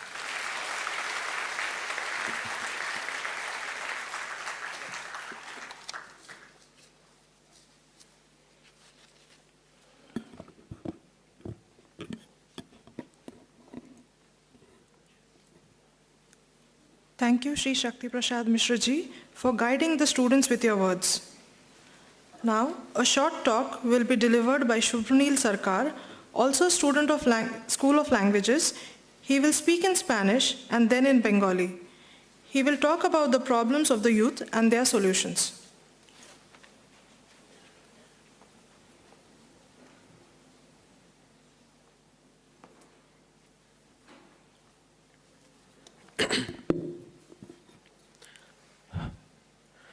Buenos días a todos.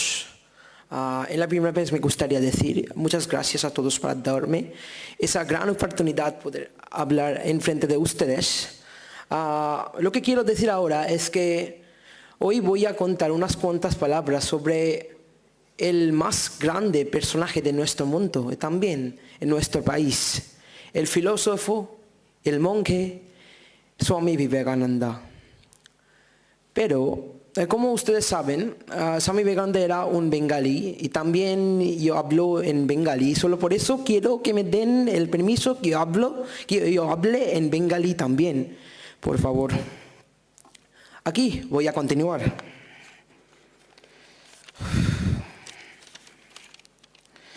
প্রথমেই জানাই উপস্থিত আমাদের সুপ্রানন্দজি মহারাজ, আমাদের প্রিন্সিপাল ম্যাম শ্রী সবুজকলি সেন মহাশয়া এবং প্রত্যেকেই গুণী মানুষজন এখানে বসে আছেন। প্রথমেই জানাই যে সম্পর্কে কথা বলছি, যে মানুষের সম্পর্কে কথা বলতে যাচ্ছি, তার সম্পর্কে যতই বলি সে একটা নির্দিষ্ট জায়গায় গিয়ে থামতেই হবে এবং বলার ক্ষমতা নেই, কোনো কিছুতেই সেটা শেষ হবে না। স্বামীজি শুধুমাত্র একটি নাম বা শুধু একজন ব্যক্তিত্বই নয়, তিনি একাধিক শিক্ষা এবং একাধিক ধারণার সমষ্টি। এবং যে জিনিসটা আজকের দিনে প্রচণ্ডভাবে ভীষণভাবে প্রাসঙ্গিক এবং প্রয়োজনীয়।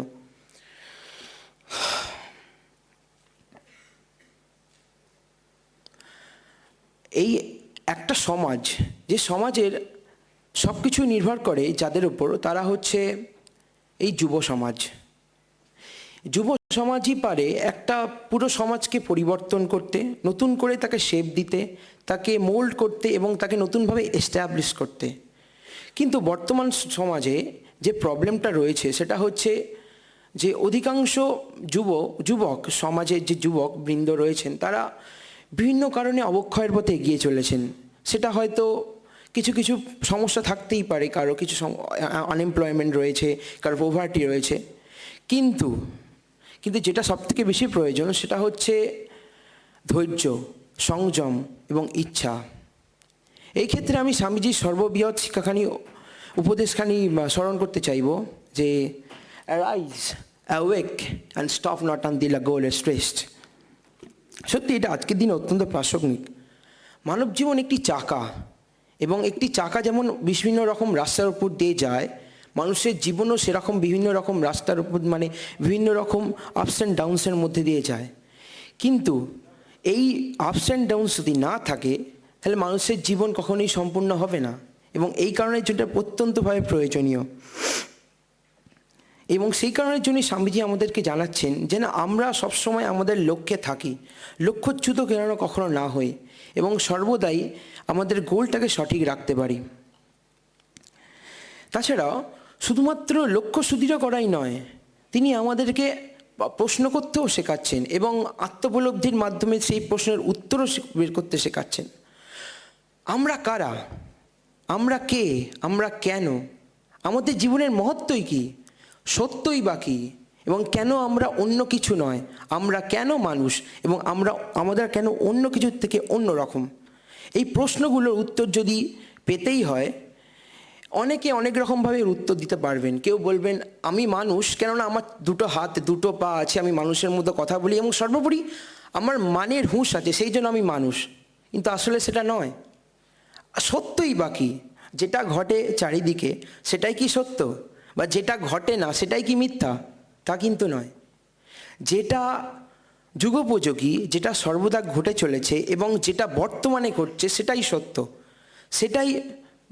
এবং যে মানুষ, মানে যার মানের হুঁশ আছে, সে কিন্তু মানুষ নয়। যে সব কিছুকে নিজের কন্ট্রোলে রাখতে পারে সেই মানুষ। যে একটা কুকুরকে একটা কুকুরই বলে, একটা ব্যক্তিকে একটা ব্যক্তিই বলে, এবং কোনো কিছুকে অন্য কিছু দিয়ে ব্যক্ত করে না, সেই হচ্ছে মানুষ। এবং সর্বোপরি মানুষ কেন মানুষ, এবং কেন সে অন্য কিছু নয়? কেননা সে মানুষ হিসেবে জন্মগ্রহণ করেছে, এবং সারা জীবন তার মানের হুঁশ থাকবে, এবং সে সবসময় সত্যকেই পূজা করবে। এটাই আসল কথা। আচ্ছা, স্বামীজি একবার আপনারা সবাই জানেন যে স্বামীজি ব্রাহ্ম সমাজের এককালীন সদস্য ছিলেন, কিন্তু তিনি ভবতারিণী দেবীর সামনে মোহনে মাথা নত করেননি। তিনি সেইটা এমনকি ওনাকে নমস্কার করতে অস্বীকার করেছেন। এরপরে তিনি যখন শ্রী রামকৃষ্ণদেবের সঙ্গে সাক্ষাৎ করছেন, তিনি তাকে বললেন, আচ্ছা ভগবান কে, ভগবান কোথায়? তুমি কি আমাকে দেখাতে পারো? তখন রামকৃষ্ণদেব বললেন, নিশ্চয়ই আমি পারি, তুই আমার কাছে সরে আয়। তখন স্বামীজি ওনার সামনে সরে এলেন। উনি কী করলেন, ওনার 2 পা ওনার বুকে ঠেকিয়ে বললেন, দেখ এটাই বলে, এটা এখানেই রয়েছে ভগবান। এবং তিনি চোখ বন্ধ করে উপলব্ধি করলেন যে ভগবান তার মধ্যেই রয়েছে। ভগবান প্রত্যেকটা জিনিসে রয়েছে, কখনোই কোনো মূর্তিতে বা কোনো ছবিতে বা প্রতিকৃতিতে ভগবান নেই। ভগবান রয়েছে সব কিছুতেই। একটি কাঠ, একটি গাছ, একটি পেন, একটি কলম, সবেতেই ভগবান রয়েছেন। এবং এই ভগবান কে আসলে? আমরা এটা কি একটা থিওরি শুধুমাত্র? মানে মা দুর্গা, ওনার 10টা হাত রয়েছেন এবং ওই কারণের জন্যই ওনাকে অপর ঠাকুর এবং ওনার দেবতার থেকে আলাদা করে দেখা যায়। কিন্তু অন্যদিকে রয়েছে সরস্বতী মা, যিনি বিদ্যার দেবী আমাদের, তার রয়েছে 4খানা হাত। তাহলে পার্থক্যটা কোথায়? পার্থক্য কিছুই নেই, তারা সবাই এক। এবং সর্বোপরি প্রধান প্রয়োজনীয় জিনিস সেটা হচ্ছে ব্রহ্ম। এই ব্রহ্ম সব কিছুতেই বর্তমান। একটি কাঠ, একটি পাথর, একটি খাতা, একটি পেন, সবেতেই ব্রহ্ম রয়েছেন। এবং ব্রহ্মই একমাত্র সম্ভব আত্মোপলব্ধির মাধ্যমে। এই ক্ষেত্রে ইন্ডিয়ান ফিলোসফির 4টে প্রধান কথা বলতে চাইব, যেটা হচ্ছে চতুর্বর্গ পুরুষার্থ: ধর্ম, অর্থ, কাম এবং মোক্ষ। এই প্রথম 3টে পদ্ধতির মাধ্যমে একমাত্র শেষ পদ্ধতি মোক্ষে পৌঁছানো যায়। সেই মোক্ষ পৌঁছানোটা সম্ভব তখনই যখন বাকি যে 3টে পুরুষার্থে রয়েছে, ওই 4টে পুরুষার্থের অর্থ মানুষ বুঝতে পারে, অনুধাবন করতে পারে। ধর্ম কি? ধর্ম কি যে আমরা বলি হিন্দু ধর্ম, খ্রিস্টান ধর্ম, বৌদ্ধ ধর্ম, এটাই কি ধর্ম? না, ধর্ম হচ্ছে আসলে যা ধারণ করা যায়। অর্থ মানে কি? অর্থ মানে কি টাকা পয়সা? না, অর্থ হচ্ছে সিগনিফিকেন্স। এই একটা মঞ্চ, এই মঞ্চের অর্থ কি? এই মঞ্চের অর্থ, এর পেছনে একটা নিশ্চয়ই সিগনিফিকেন্স আছে, কেন এইটা সৃষ্টি হয়েছে। সেই রকমই অর্থাৎ হচ্ছে সিগনিফিকেন্স।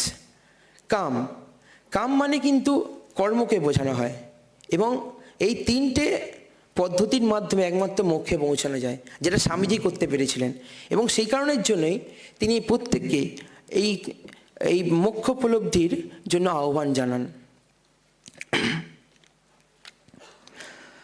স্বামীজি সার্বজনীন ভ্রাতৃত্বে বিশ্বাস করতেন এবং তার মতে পুরো পৃথিবী এক বিশাল পরিবার।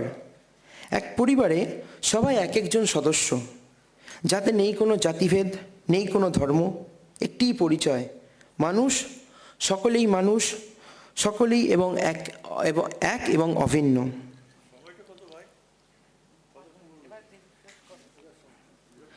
আচ্ছা, তার এই শিক্ষা বর্তমান মানব জীবনে অত্যন্ত প্রয়োজনীয়। জাতি, ধর্ম, ভেদাভেদ এবং তার ফলস্বরূপ হানাহানি মানুষের পাশবিক সত্তার পরিচয় দেয়। ধর্মের চ্যুতে কাউকে কোণঠাসা করে দেয় এক নিজ মনোবৃত্তির পরিচয়। Each soul is potentially divine. The goal is to manifest this divinity within, controlling nature, external, internal. This is the whole of religion.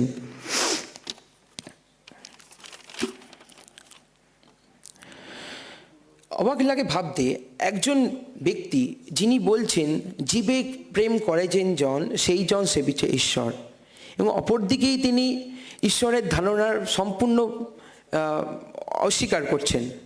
আবার যিনি ধর্মের প্রত্যেকে বলছে ধর্ম গ্রহণ করো, ধর্মটাকে জানো, এবং অপরদিকে বলছেন গীতা পাঠ অপেক্ষা ফুটবল খেলা ভালো। তাহলে এই ধরনের বহুমুখী প্রতিভাই আমাদের আজকের দিনে আদর্শ।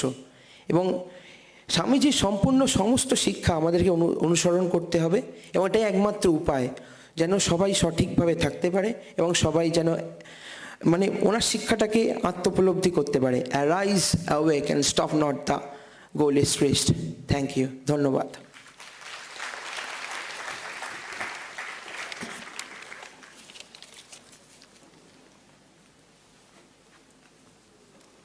Thank you, Suvranil. Now, Dr. Rajesh Kumar ji, Director General of Police and Inspector General of Police, TNRS, Government of West Bengal, our special guest, will talk to us about Swamiji's message to students and teachers.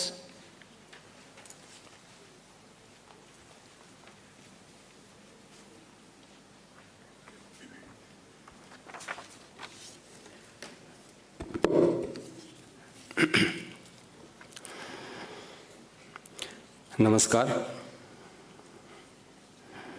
Our respected Swami Suparnanandaji Maharaj, Secretary, Ramakrishna Mission Institute of Culture.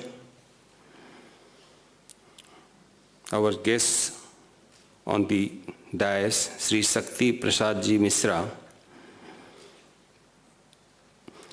Nivedita Chair, RMIC, Sri Gangeshwar Singh ji,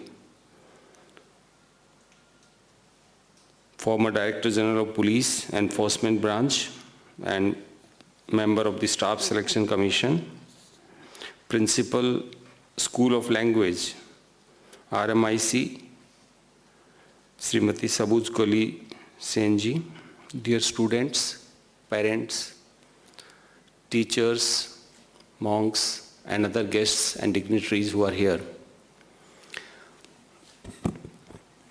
I am really honored to have been given this opportunity to talk to all of you. And when Vishwajit Maharaj spoke to me that I'll have to come and talk to the students about the Swamiji's message to the students and teacher on strength, courage, selflessness, and all-around development, my first reply to him was that Swamiji's message is so big and large, and such grand message he had given. It is not, I am not the right person to talk about the Swamiji's message to the students and teachers. Then he shared some thoughts with me that you can pick from these. But I would like to share some of the learnings which I had in my life. First of all, I find myself very fortunate. I am born in a village in Jhunjhunu district where Swamiji had visited Khetadi. That is part of the Jhunjhunu district. So I come from that, and when I joined the Indian Police Service, my first assignment was ASP Town North, where one of the area comprised Belur Mutt. And I was fortunate that in this service, I started my duties with all the arrangements, making security arrangements for the dignitaries who used to visit Ramakrishna Mission, Belur Mutt. That was really a good learning experience for me also. And later when I came in close contact with Swamiji's, when I was working as OSD to the Culture Minister of the Government of India in Delhi, that time I also closely came in contact with them and learned more about this. So that is where my life started. So how I also listened a good number of things about Swami Vivekananda, also learned them. But some of the stories which have inspired me, I would like to narrate them for you. Like Swamiji, one most important thing was, as the students have also spoken about, just now Suvranil Sarkar, he had given a wonderful speech in Spanish and then Bengali, that be full of questions. He was always full of questions. He was like present-day activists. He would never listen to anybody. When Professor Hesty told him that if you want to see the spirituality, what is samadhi, the answer can be given only by one person. That is Ramakrishna Paramhans. You visit there in Dakshineshwar, then only this question, your query would be satiated. You will get reply of that. So he was, again, because he was full of questions, he wanted to demolish, because he has heard so much nambo-jumbos about the mystics of the time. And he went there, and the first question was this: have you seen God? That was his, because he was such a burning quest inside himself, that his first question was, have you seen God? And then when Swami Ramakrishna replied to him, yes, his question was again, then what is the proof? He said, well, I am the proof. Who else will be the proof? I am the proof. And that is where he became numb. Because what Gurudev told him, कि तुम भगवान को पाने की फिक्र छोड़ दो। परमात्मा तो मिला ही हुआ है, तुम उसको पाने की फिक्र ही छोड़ दो। तुम स्वयं को मिटाने में लगो, वही परमात्मा को पाने का मार्ग है। जैसे जैसे तुम स्वयं को खाली घर बनाओगे, इस द्वार से तुम निकले कि उस द्वार से परमात्मा का पदार्पण हो जाएगा। And that is when he rightly said, when he put his feet on his chest, and then the enlightenment came. He reached into the samadhi state and he got all the answers which he had. That is what I also learned, how to develop this habit of raising questions also, and also understanding the real answers, because unless and until you raise the right questions, you will not get the right answers.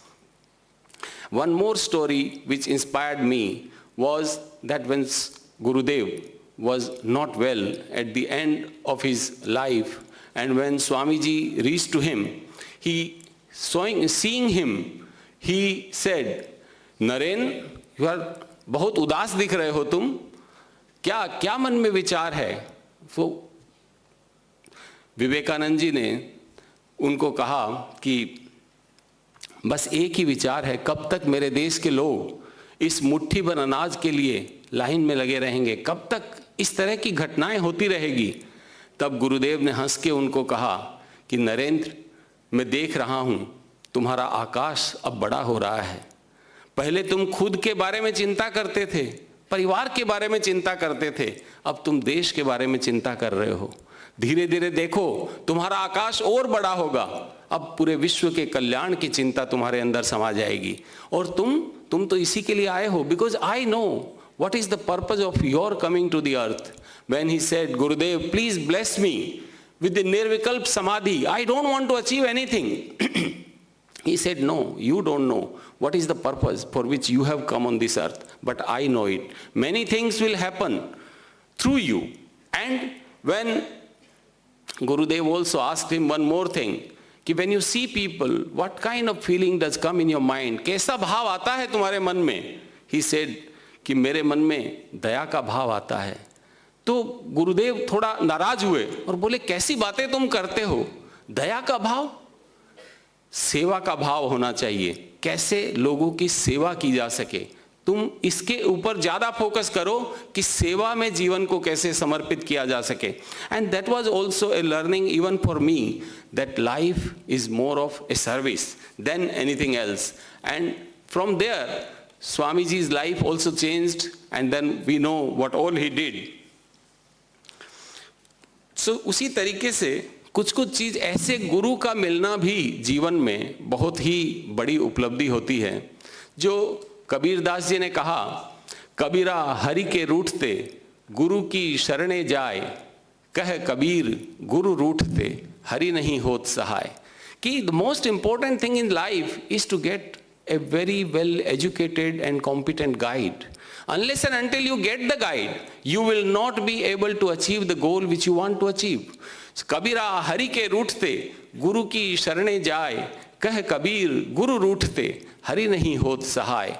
यातन विष की बेलड़ी गुरु अमृत की Khan. This body is like a plant of poison. यातन विष की बेलड़ी गुरु अमृत की खान। शीश दिए जो गुरु मिले तो भी सस्ता जान। If the price is paying with your head, even that is also very cheaper thing. So getting such a knowledgeable guru who can guide us in this path is really very, very important. He was very fortunate, and all of you are also very fortunate who are studying here and getting to know many good things about life, about what to do, how to do from these wonderful teachers who are here, who have devoted their life, is really one of the biggest blessing in your life also. I also remember one more thing of the Vivekananda Kendra. Eknath Ranade ji, his life was exemplified by one life, one mission. And that is what I would also like to tell you all students, that one life, one mission should be our mantra also. That how we dedicate ourselves in achieving what we think we will be doing in this life. That what is the purpose of my life?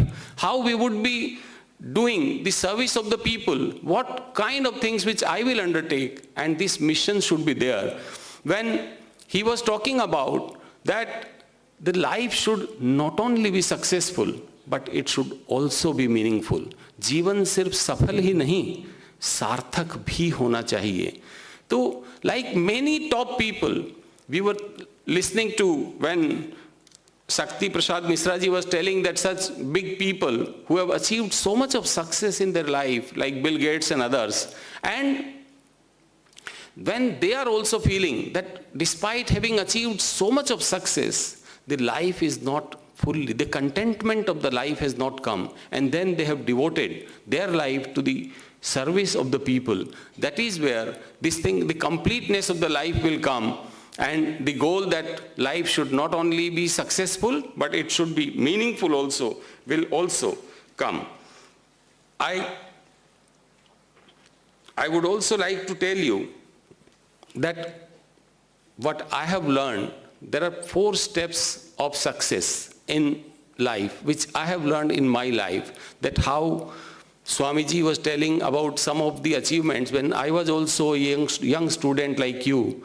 Basically, the power of concentration, other things which were being talked about, really that has helped me in reaching the place where I am today. And with the blessing of the elders, devotion and dedication, the 4D, Misra ji has spoken about the 7 C's. I am telling you the 4 D's. That is desire, dedication, direction and discipline. These 4 D's are very, very important in our life. If we develop this, then really success is ours. The 4 steps of success are like, first, you choose the career you love. Whatever, most of the time what happens, that we choose something which perhaps not is of our liking, but because what my friend is doing or my neighbor is doing or somebody else is doing, we choose our career accordingly, not by what we actually like or what we actually want to do. We see somebody has got success in doing this, somebody has got success in doing something different, then I will also pursue that course of action so that I'll also be equally successful. But life is not like this. Actually, somebody is playing with the bat and he becomes Bharat Ratna. Somebody is doing something on the flute and he also gets the Padma Vibhushan. Somebody is doing dance and they get the biggest recognition in the world. Somebody is a good writer and he also gets the biggest recognition. So it is not that everybody is cut out for the same thing, that when you play cricket then only you will earn money or become something big. Somebody is singing, somebody is composing some music. There are so many things in this world. The world is full of the diverse kind of activities. So to the dear students, I would like to say that please see this, that you choose something which is actually very, very close to your heart, not by what others are doing. Second thing, which is very important according to me, is that once you have chosen, then know that what are the complete resources to achieve the success. For this, whatever you have decided that you will become, then try to know where from you will get the most possible knowledge, the books or whatever places, wherever you get the knowledge. And today, the knowledge, because today is today's age is the knowledge age, where the knowledge is available. The medium of knowledge through internet and others, it is possible. So try to acquire as much knowledge as possible in whatever field of work you want to do and sharpen your knowledge with practice and others. And then third is develop the confidence that yes, you will achieve this, whatever you have decided. And fourth most important is not to stop till you have achieved this. Dedicate fully what Swamiji has said, arise, awake and stop not till the goals are reached. And that is the mantra. Please not to stop till you have achieved what you have started, what you have actually started that you will achieve. That is very, very important. And that is where the success lies. We have discussed about how to control man, and I will share my experience that I also used to feel that how to develop the concentration. And I used to read Bhagavad Gita from the childhood. And then one discussion, as Misraji has said, that there are 84 questions in Gita, where Arjun was asking Lord Krishna answer to his queries. And one of the question was, Chanchalam hi manah Krishna hai, pramathi balvadradham, tasmaham nigraham manne, vayureva suduskaram. कि भगवान ये मन तो बहुत ही चंचल है और कठिनता से वश में होने वाला है, इस चंचल मन को मैं कैसे वश में करूं? इसको वश में करना तो हवा को वश में करने की तरह कठिन है। इतना डिफिकल्ट है कि जैसे हवा को कोई वश में कर ले उतनी ही डिफिकल्टी है कि हम मन को वश में कर सकें। तब भगवान कृष्ण ने भी यही कहा, असंशयम महाबाहो मनो दुर्निग्रहम चलम अभ्यासेन तू कौन्तेय वैराग्येन च गृह्यते। कि डेफिनेटली अर्जुन, मन बहुत ही कठिनता से वश में होने वाला है, लेकिन किसी भी चीज के लिए निरंतर अभ्यास और वैराग्य से इसको वश में किया जा सकता है। तो that was the mantra that was given to Arjun and then he excelled. That is the mantra that is for everybody, that if you do this, practice this, continuous practice and you will definitely achieve the goal which you want to achieve. One more thing which I would like to share with you is the saying from Niti. Our Niti says there are three types of person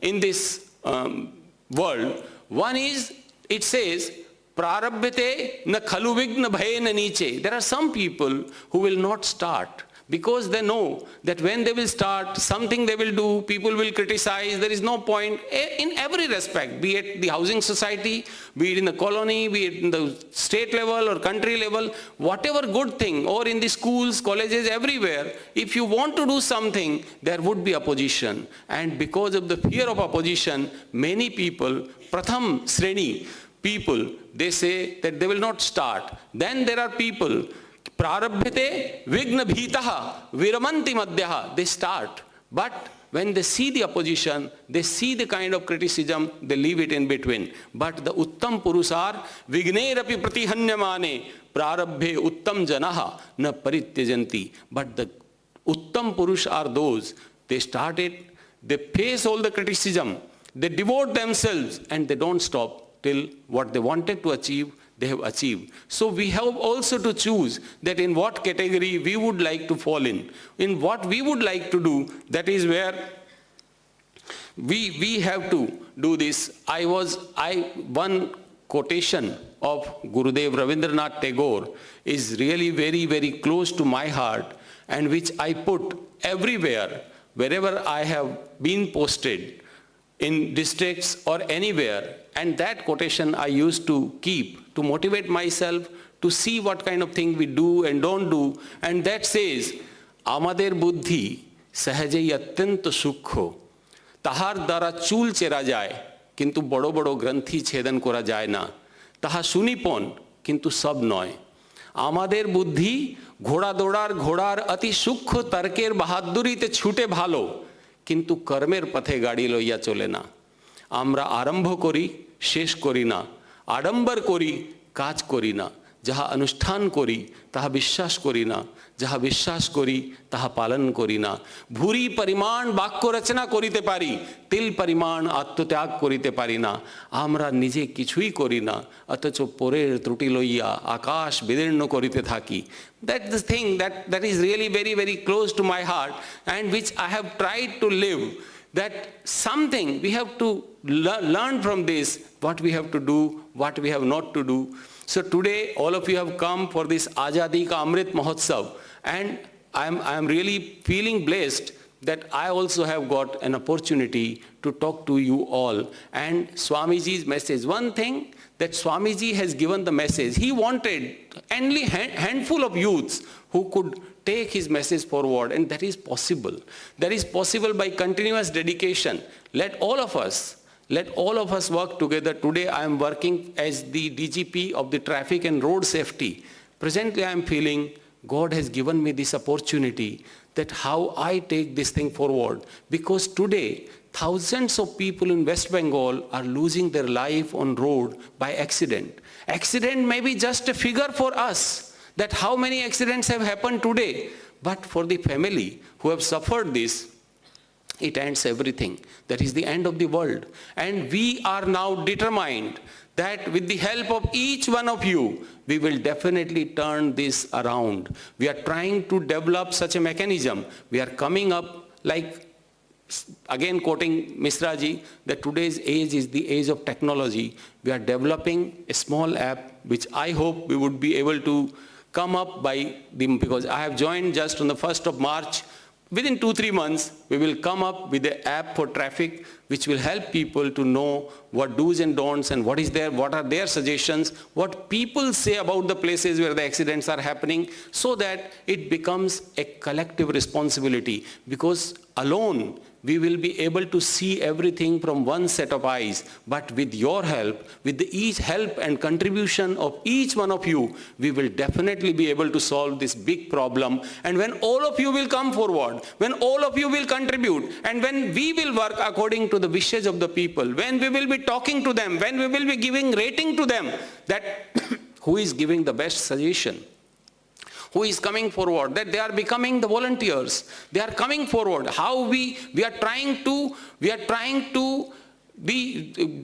develop a system by which the ambulances can be, there are thousands of ambulances in the state, but when you need it is not available. How to make it available in such a beautiful manner, just like we get Ola and Uber, and how to create a green corridor for them. That is our vision. That is what we want to achieve in a small way, because I have got a very small job to do. I would try to do something which I have got to do, how I bring changes in the lives of the people. And that is the blessing, because God has given me a very small work. He has given me this small work, and I would like to do something beautiful, something good which help each and everybody. And with the blessing of each one of you, I hope I'll be able to achieve this, because what is rightly said, छोटे छोटे कदम बढ़ाते लंबा रास्ता cut जाता है. छोटे छोटे कदम बढ़ाते लंबा रास्ता कट जाता है. बूंद बूंद पानी डालो तो गहरा सागर भर जाता है. बूंद बूंद पानी डालो तो गहरा सागर भर जाता है. I hope with the blessings of each one of you, we'll be able to achieve something. We'll be able to change the system little bit. It's not that nothing has been done. Many things have been done. Many people have done big things. I have my passion of software and developing things, how to bring it closer to the people. I would do that. And with your support, blessings of each one of you, will be able to achieve this dream. Thank you so much. Thanks to Swamiji for giving me the opportunity to talk to you. Thank you so much.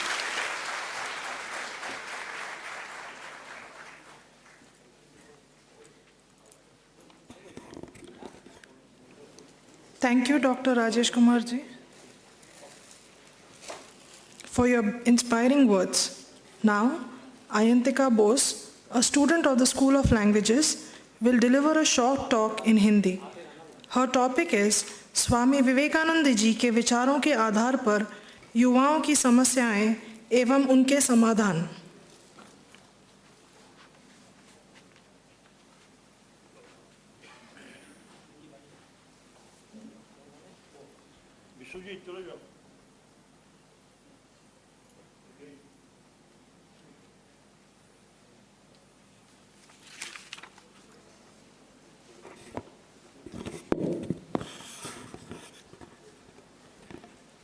Hello. हमारे सभी के पूजनीय ठाकुर माँ और स्वामी को चरण वंदन. मंच पर आसीन परम श्रद्धेय सेक्रेटरी महाराज, प्रिंसिपल महोदया, प्रधान अतिथि श्री गंगेश्वर श्री सिंह जी महोदय, विशेष अतिथि डॉक्टर राजेश कुमार जी, सम्मानीय अतिथि श्री प्रसाद मिश्रा, शक्ति प्रसाद मिश्रा जी, उपस्थित सभी शिक्षक शिक्षिकाएं और मेरे दोस्तों, नमस्कार. यहाँ उपस्थित आप सभी को मैं हार्दिक स्वागत करती हूँ. मेरा नाम अयंतिका बोस है. मैं हिंदी आचार्य के प्रथम वर्ष की एक छात्रा हूँ. आज आप सभी के समक्ष स्वामी विवेकानंद जी के विचारों के आधार पर युवाओं की समस्याएं और उनके समाधान, इस विषय के ऊपर अपनी भावनाएं व्यक्त करने को मौका मिला है. इसलिए मैं आभारी हूँ। स्वामी विवेकानंद जी ने कहा था, ये दुनिया सबसे पहले हर अच्छी बात का मजाक उड़ाती है, उसके बाद उसका विरोध करती है और आखिर में जाकर के उसे स्वीकार कर लेती है। स्वामी जी के सालों पहले कही हुई यह बात आज भी बहुत प्रासंगिक और प्रभावशाली है। अगर हम उनके किसी एक विचार को भी अपना लें अपने जीवन में, तो जिंदगी की कई समस्याओं का हल शायद मिल सकता है। युवाओं के जीवन जीने की तरीका पूरी तरह से बदल सकती है। आज की गतिशील दुनिया में युवा अपने लक्ष्यों से भटके हुए दिखाई दे रहे हैं। ऐसे समय में स्वामी जी के विचारों से सीख लेते हुए आगे बढ़ना चाहिए। उनकी बहुप्रसिद्ध वाणी, उठो जागो और तब तक मत रुको जब तक लक्ष्य की प्राप्ति ना हो जाए, अपने लक्ष्य पर ध्यान लाइए। इस पर एक छोटी सी कहानी है। एक दिन स्वामी जी अपने आश्रम में विश्राम कर रहे थे। तभी एक आदमी आकर कहने लगा कि मुझे स्वामी जी से मिलना है, उनसे बहुत ज़रूरी बात पूछनी है। स्वामी जी ने जब जगे तो उनके वो चरणों में गिर गए और कहने लगा, मुझे समझाइए स्वामी जी, जिंदगी में कैसे मैं अपनी मंजिल तक पहुंचूंगा। जो चाहता हूं वो मिलता ही नहीं। स्वामी जी ने उस व्यक्ति से कहा कि एक काम करो, ये मेरा पालतू कुत्ता है, इसे थोड़ा देर के लिए घुमा कर ले आओ, फिर तुमसे बात करते हैं। वो व्यक्ति उस कुत्ते को घूमने ले गया।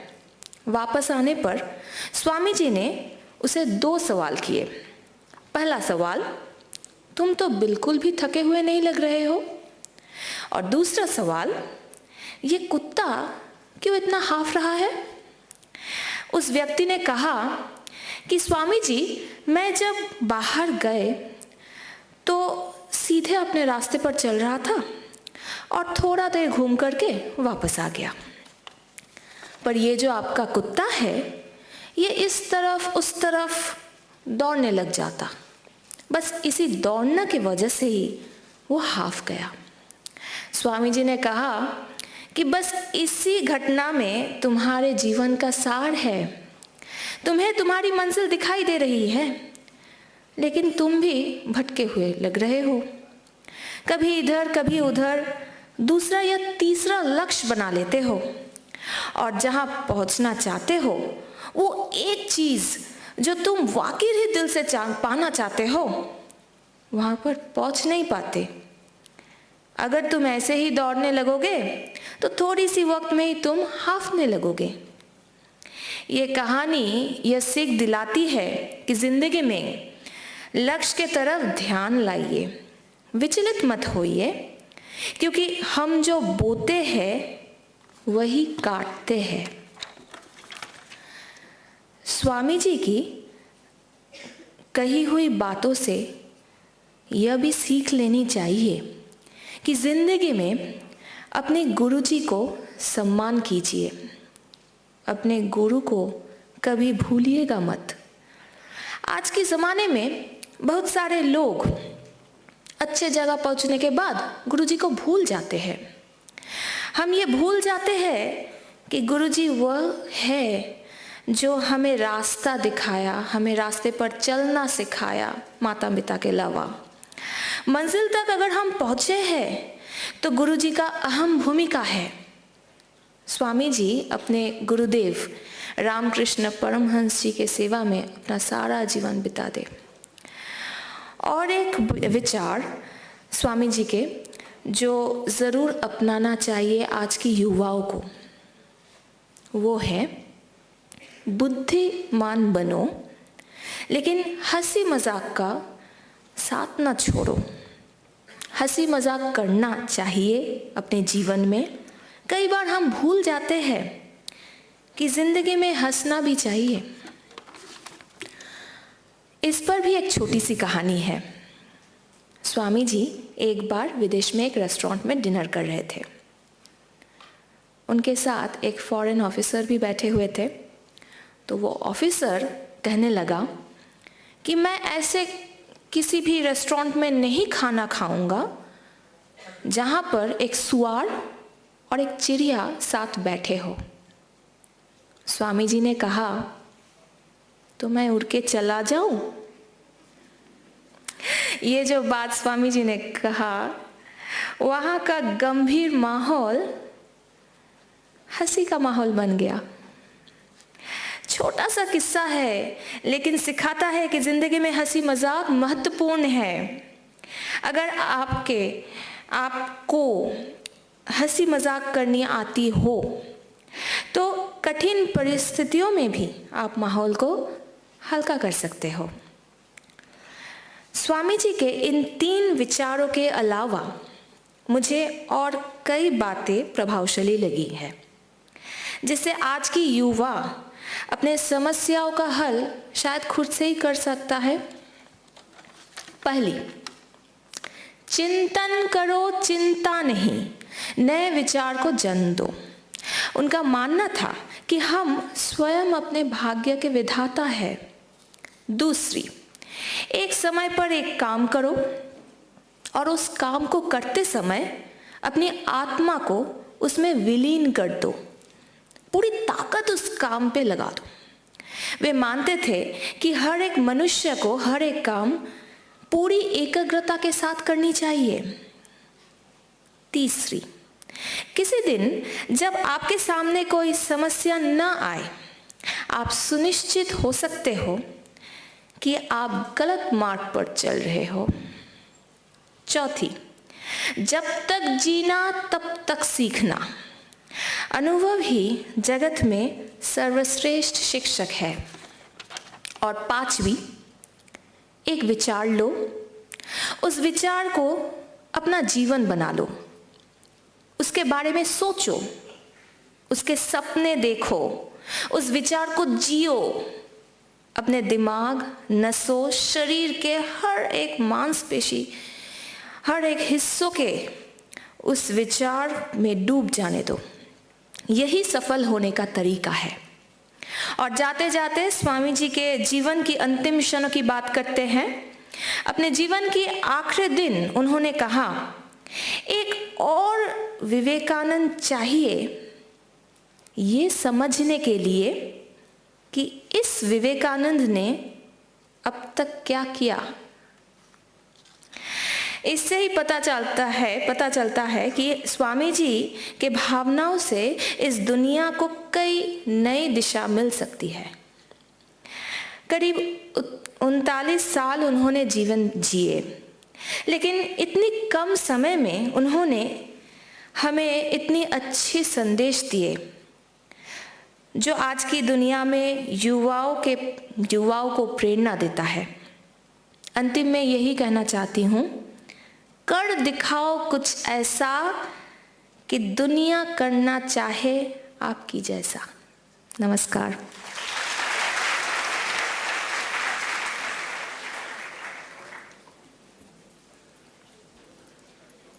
Thank you, Ayantika. A short talk will be delivered by Anushka Datta, also a student of School of Languages. Her topic is How Swami Vivekananda Inspires Me. This talk will be delivered in English.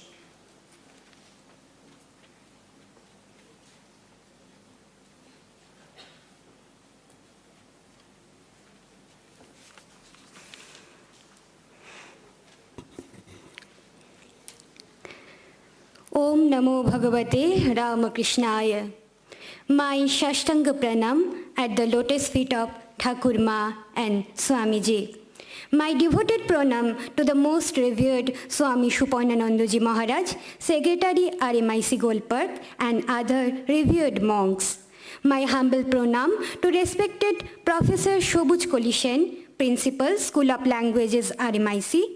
My respectful pranam to respected Sri Shakti Prasad Misro, Dr. Rajesh Kumar and Sri Gangeshwar Singh.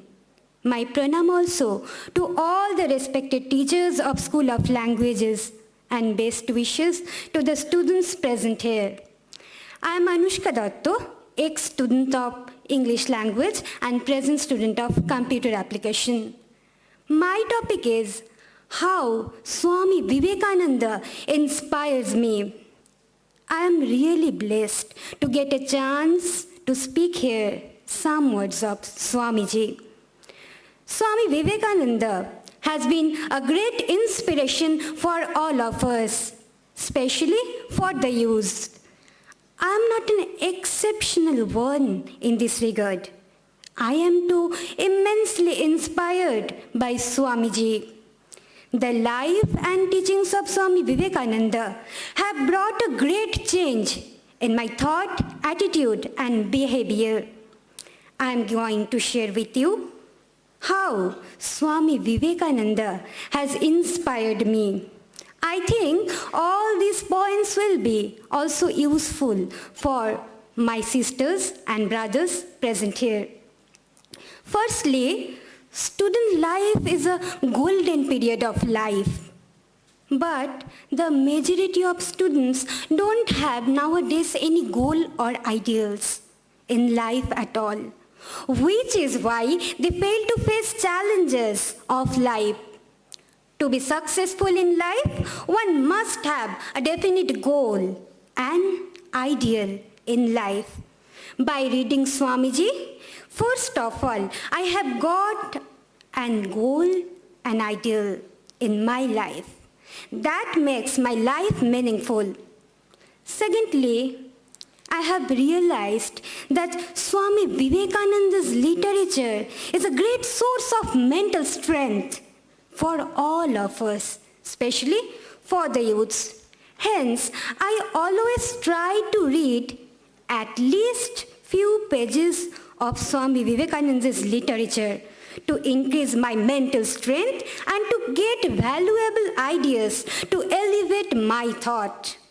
By reading Swamiji's literature, my self-confidence, self-respect has also increased to a great extent. Thirdly, every day I try to practice mental concentration twice a day. As Swamiji emphasizes on control over the mind repeatedly, he speaks to me, the very essence of education is concentration of mind, not the collecting of facts. Fourthly, I also do physical exercise regularly, as Swamiji has stressed on it. He talks about the nerves of steel and muscles of iron. Swami Vivekananda is known for his great heart and feelings for others. He puts, "They alone live who live for others. Rest are dead than alive." After having known Swamiji, my feelings for others have increased largely, and I have learned to feel proud to serve or help others by any means. Swamiji speaks that each soul is potentially divine. The goal is to manifest this divinity. Our revered Secretary Maharaj and Sri Shakti Prasad Sir, our beloved brother Suvranil, has already mentioned about divinity. Whatever defects we may have, we are all divine in nature.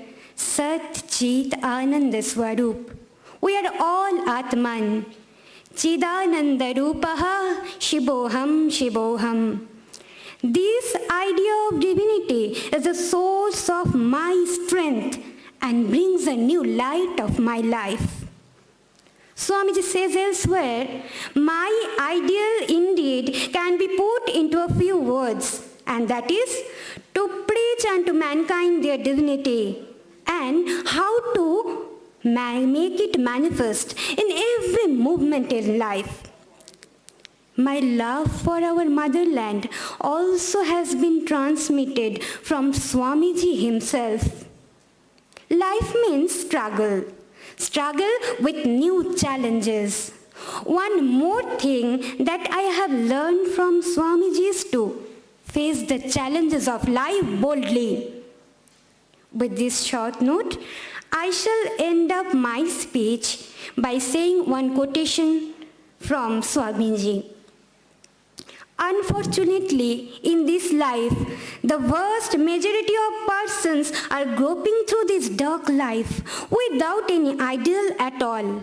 If a man with an ideal makes 1,000 mistakes, I'm sure that the man without an ideal makes 50,000. Therefore, it's better to have an ideal.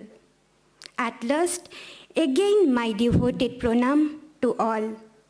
Om Shanti Shanti Shanti Harihi Om Tat Sat Shri Rama Krishna Arpanamastu. Jai Thakur, Jai Ma, Jai Swamiji Maharaj. Thank you everyone.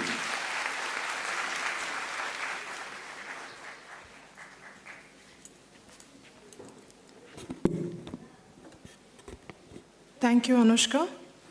Our chief guest, Shri Gangeshwar Singh ji, retired IPS, former Director General of Police, EB, presently Honorable Member of Staff Selection Commission, Government of West Bengal, will now deliver a talk on Swami Vivekananda's Modern India and Faith on the Youth of Punya Bhumi, Bharat.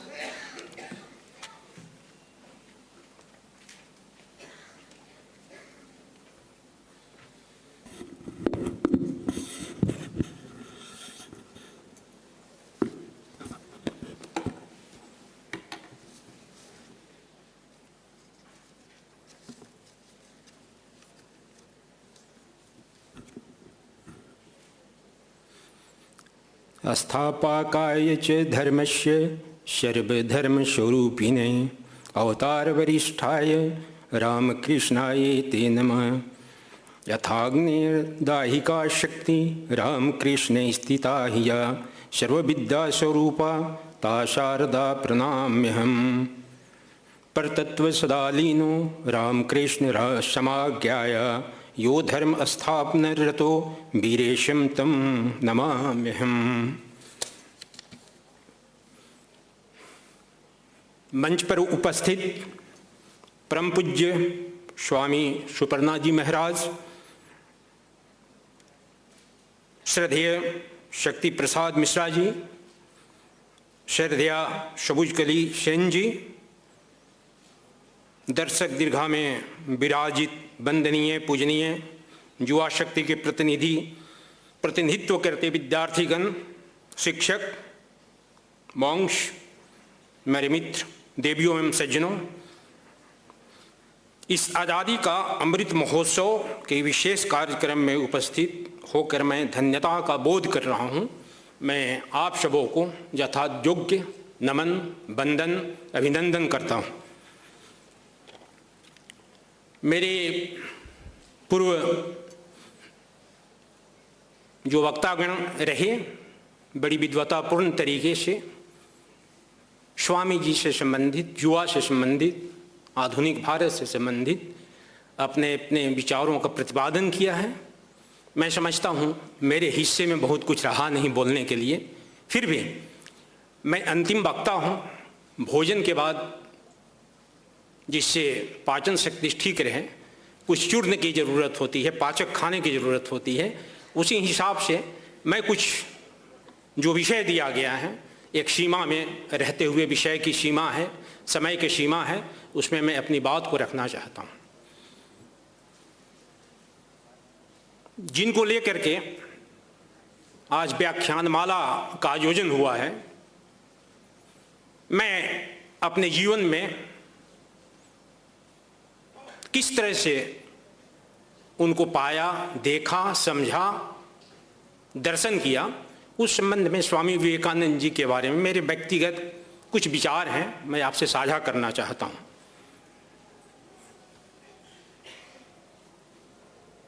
इसके बाद मेरा जो विषय है उस पर मैं अवश्य बोलूँगा। अद्वैत वेदांत भारतीय सभ्यता संस्कृति का वाहक है। हिमालय की गुफा कंदरा से निकलकर आम जन की दुख पीड़ा और उसका निदान ढूंढता है, कामयाब होता है। यह ऐसा योगी है। विश्व मंच पर देश का सॉफ्ट पावर, धर्म का परचम लहराता है। उसकी वाणी भारत के गौरव गरिमा वाले अतीत को याद दिलाती है।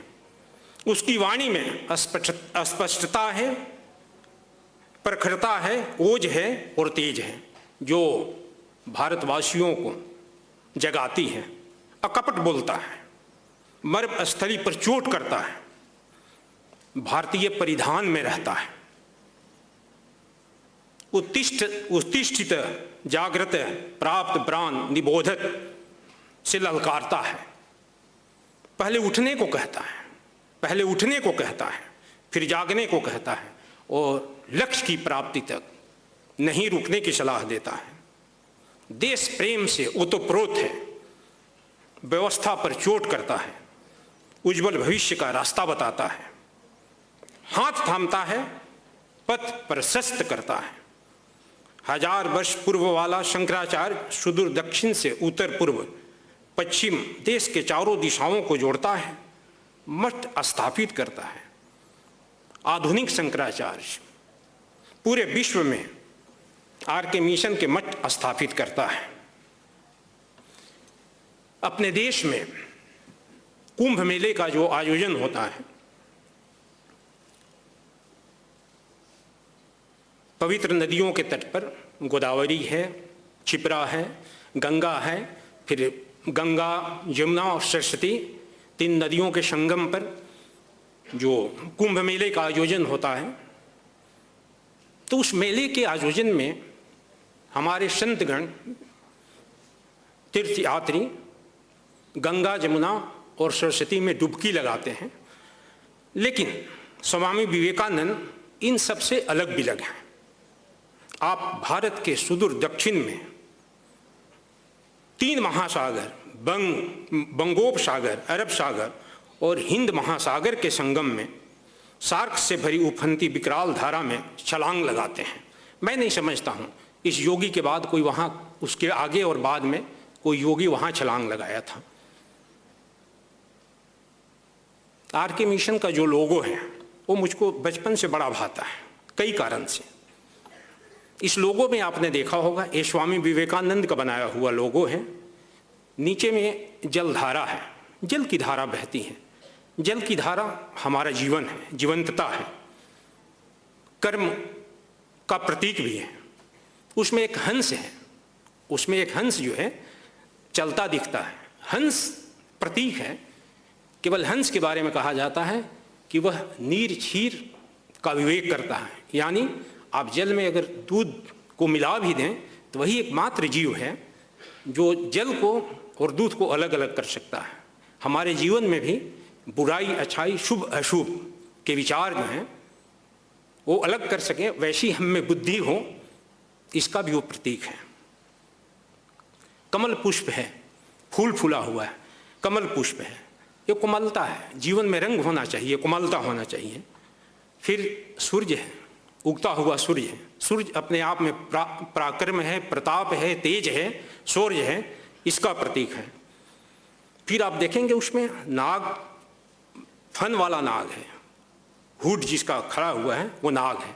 नाग जो है हमारे ध्यान का, मेडिटेशन का एक प्रतीक है। मैं समझता हूँ कि ये लोगों वाला जो प्रतीक है मेरे जीवन में भी काफ़ी काम आया। बहुतों ने कंसंट्रेशन के बारे में बात कही, मिश्रा जी बड़ी विद्वतापूर्ण तरीके से इस पहलू को छुआ है, दर्शन किया है और हम लोगों के साथ में साझा भी किया है। बचपन में मैं यहाँ का हूँ, झारखंड पलामू का, तो वहाँ की प्राकृतिक सुंदरता है, उसकी जितनी भी चर्चा की जाए कम है। लेकिन जो जहाँ रहता है हो सकता है उसको उतना सुंदर ना लगे, लेकिन फिर भी बचपन में जब मैं नदी के किनारे जाता था, बचपन में 8 क्लास में हम लोगों की हिंदी में विवेकानंद के बारे में शिकागो में जा करके भारत का परचम लहराया था। 1.5 पेज का एक लेख होता था, तो उसको पढ़ाया गया था। ध्यान उसमें मेन बात थी, कंसंट्रेशन, फोकस। तो मैं नदी किनारे, मैं 8 क्लास में पढ़ता था, मैं नदी किनारे बैठता था जब और नदी की धारा बहती रहती थी, उस पर मैं ध्यान करता था, तो ध्यान करने से हमारे जीवन में जो बदलाव आया, बस मैं इतना ही कह सकता हूँ कि आज भी मैं अपने को धन्य महसूस करता हूँ। और ऐसा तो मैं नहीं दावा करता कि विवेकानंद की तरह मेरी स्मरण शक्ति हो गई, लेकिन जो भी हुआ उस ध्यान के कारण हुआ। मैं समझता हूँ कि आप जो छात्रगण हैं इस चीज़ को आप अपनाएं। इस पर बहुत तरह की चर्चा हो सकती है, ध्यान के कितने, कौन सा योग होगा, कर्मज योग होगा, भक्ति योग होगा, राज योग होगा, ये सब अलग तरह की बात है। उस पर आपको जो अच्छा लगे करें, लेकिन इसकी बहुत ज़रूरत है। स्वामी विवेकानंद एक ऐसी शख्सियत हैं जो जुआ पर भरोसा करते हैं, त्याग, मानव सेवा, समावेशी समाज का संदेश देते हैं। उनके पूरे जीवन से मैं जो समझा, कहते हैं ना कि न संदेह देहो वीर व्रत निर्वाह, विरोचित आचरण अगर आप करना चाहते हैं, कोई बड़ा काम करना चाहते हैं, तो सबसे पहली शर्त है कि मन से संदेह और शंका जो है उसको निकाल करके फेंक देना चाहिए। ये उनका संदेश मैं समझता हूँ कि कर्म में भी रहा, मानसिक स्तर पर भी रहा, उनका बचपना भी उसी तरह का रहा, पूरा जीवन एक संदेश से भरा हुआ है और उसमें विरोचित आचरण जो है मुझको बहुत भाता है। मैं समझता हूँ कि आप सबों को भी भाना चाहिए, विशेषतः युवा वर्ग को। अब मैं अपनी मूल विषय पर लौटता हूँ। स्वामी विवेकानंद आधुनिक भारत के बारे में उनकी सोच क्या थी, उनके दर्शन क्या थे, उस पर मैं थोड़ी चर्चा कर लेना चाहता हूँ। मैं जितना समझ पाया हूँ स्वामी विवेकानंद को, उनकी कई चिट्ठियाँ यहाँ वहाँ से जो हमको मिली, मैं पढ़ पाया हूँ, उससे जो हमें समझ में आया, स्वामी विवेकानंद का कहना था कि भारत से अगर आप धर्म को निकाल देते हो तो भारत रह ही नहीं सकता है। अभी धर्म क्या है उनकी नज़र में, उस पर मैं बाद में चर्चा करता हूँ। फिर उनका कहना था कि भारत में जब तक धर्म है भारत जिंदा है। अब ये धर्म की बात क्या है उनकी नज़र में, या अपना जो है सनातन धर्म क्या है जो विवेकानंद कहते हैं। विवेकानंद का कहना है कि धर्म हमारे जीवन का अंग है। कहीं हो सकता है कि धर्म एक क्रिया है किसी और धर्म में, किसी और स्थान में, लेकिन अपने सनातन परंपरा में, वेदांत में धर्म हमारे जीवन का हिस्सा है, हवा पानी भोजन की तरह है, इससे हम अलग हो ही नहीं सकते हैं। दूसरी एक बात स्वामी विवेकानंद कहते हैं, बड़ी भाती है मुझको। वो कहते हैं कि दूसरे देश में धर्माचार्य जो हैं, धर्म के जो आचार्य हैं, गुरु हैं, वो अपने वंश परंपरा कहते हैं कि किसी राजा के साथ, उनके वंशधर किसी राजा के, वो स्वयं किसी राजा के खानदान का है, इसको प्रमाणित करने में लगे रहते हैं हमेशा। लेकिन अपने भारतवर्ष के राजा जो हैं ये कहते हैं कि किसी ऋषि के खानदान के हैं। ये बात मुझे बड़ी भाती है और बात भी सही है। दूसरी बात, भारत में सामरिक शक्ति का कभी भी बोलबाला नहीं रहा, न रहेगा। एक धर्म प्राण जो है, धर्म जो है, धर्म प्रायण, धर्म प्राण भारतवासी होते हैं, रहे हैं, हमेशा रहेंगे। और एक और मज़ेदार बात जो कहते हैं कि अपने देश का राजा जो है देश का नेतृत्व नहीं करता है, कोई ऋषि, महर्षि, जोगी, महापुरुष ही देश को हमेशा नेतृत्व देता रहा है। ये बात भी मुझको बहुत भाती है। और अपने यहाँ तो वसुधैव कुटुंबकम की बात है, संकीर्णता तो बिल्कुल है ही नहीं अपने धर्म में। तो धर्म की मूल परिभाषा उनकी ये है। और वो कहते हैं कि मेरा तो बड़ा छोटा सा संदेश है दुनिया को या भारत को, जो मेरा संदेश है बहुत छोटा सा है।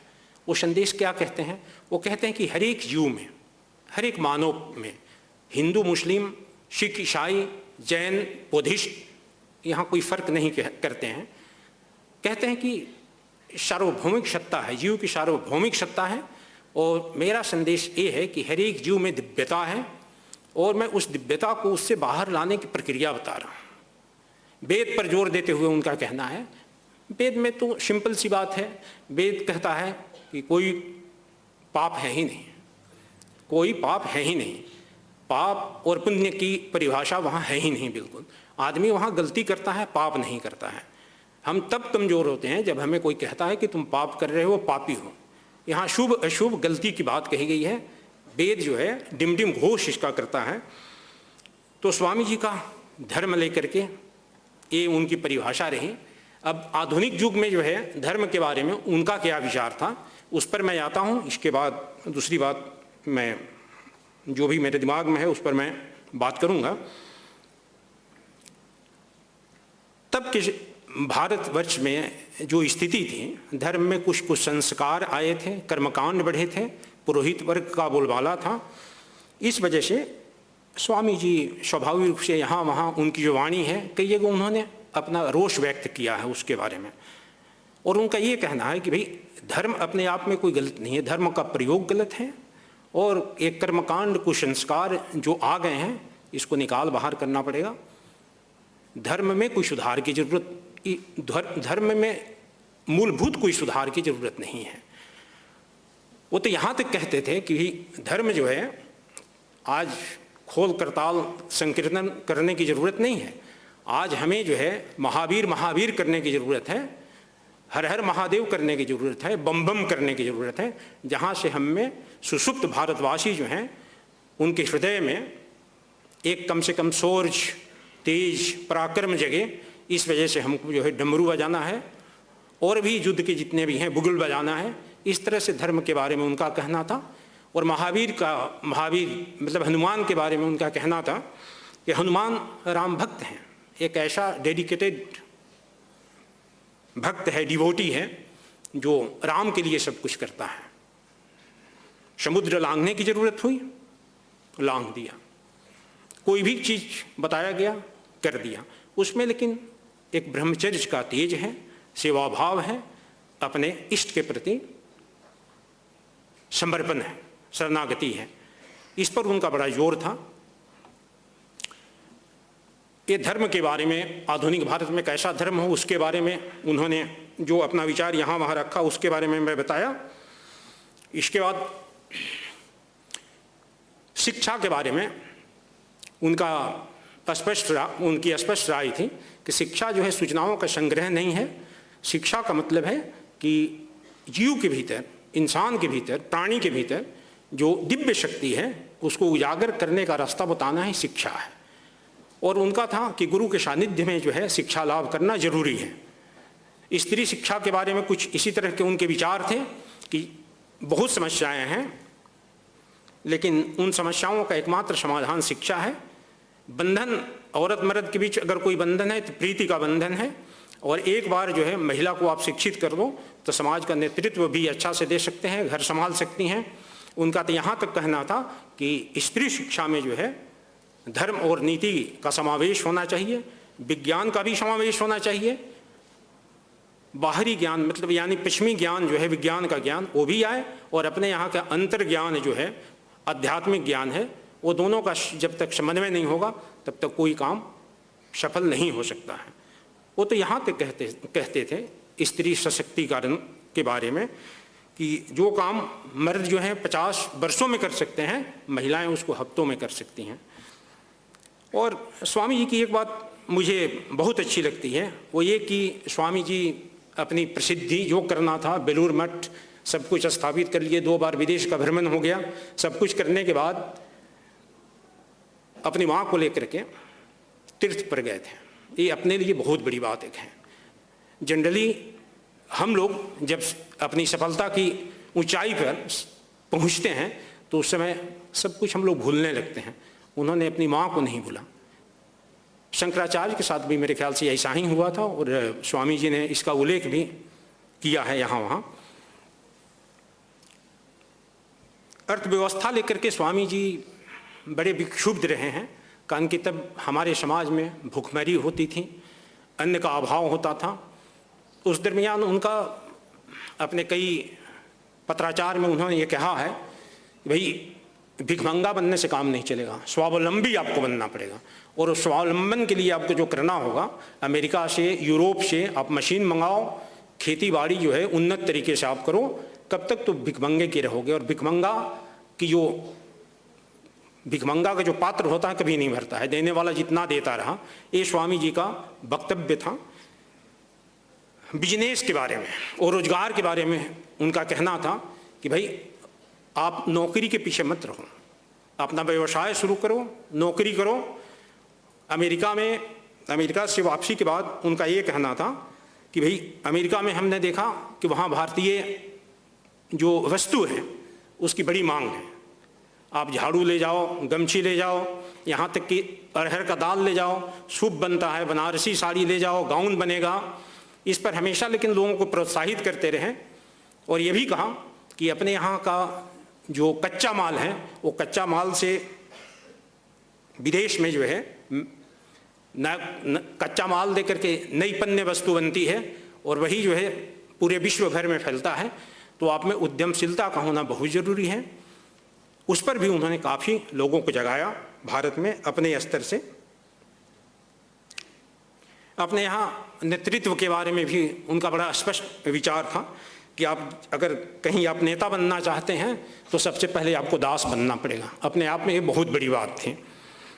फिर उनका संगठन के बारे में कहना था भारत के परिप्रेक्ष्य में, तत्कालीन भारत के परिप्रेक्ष्य में, कि हम 5 जो हैं एक संगठन बना करके 5 दिन नहीं रह सकते हैं। उसका सबसे बड़ा कारण क्या है कि हम किसी के नेतृत्व को मानना नहीं चाहते हैं।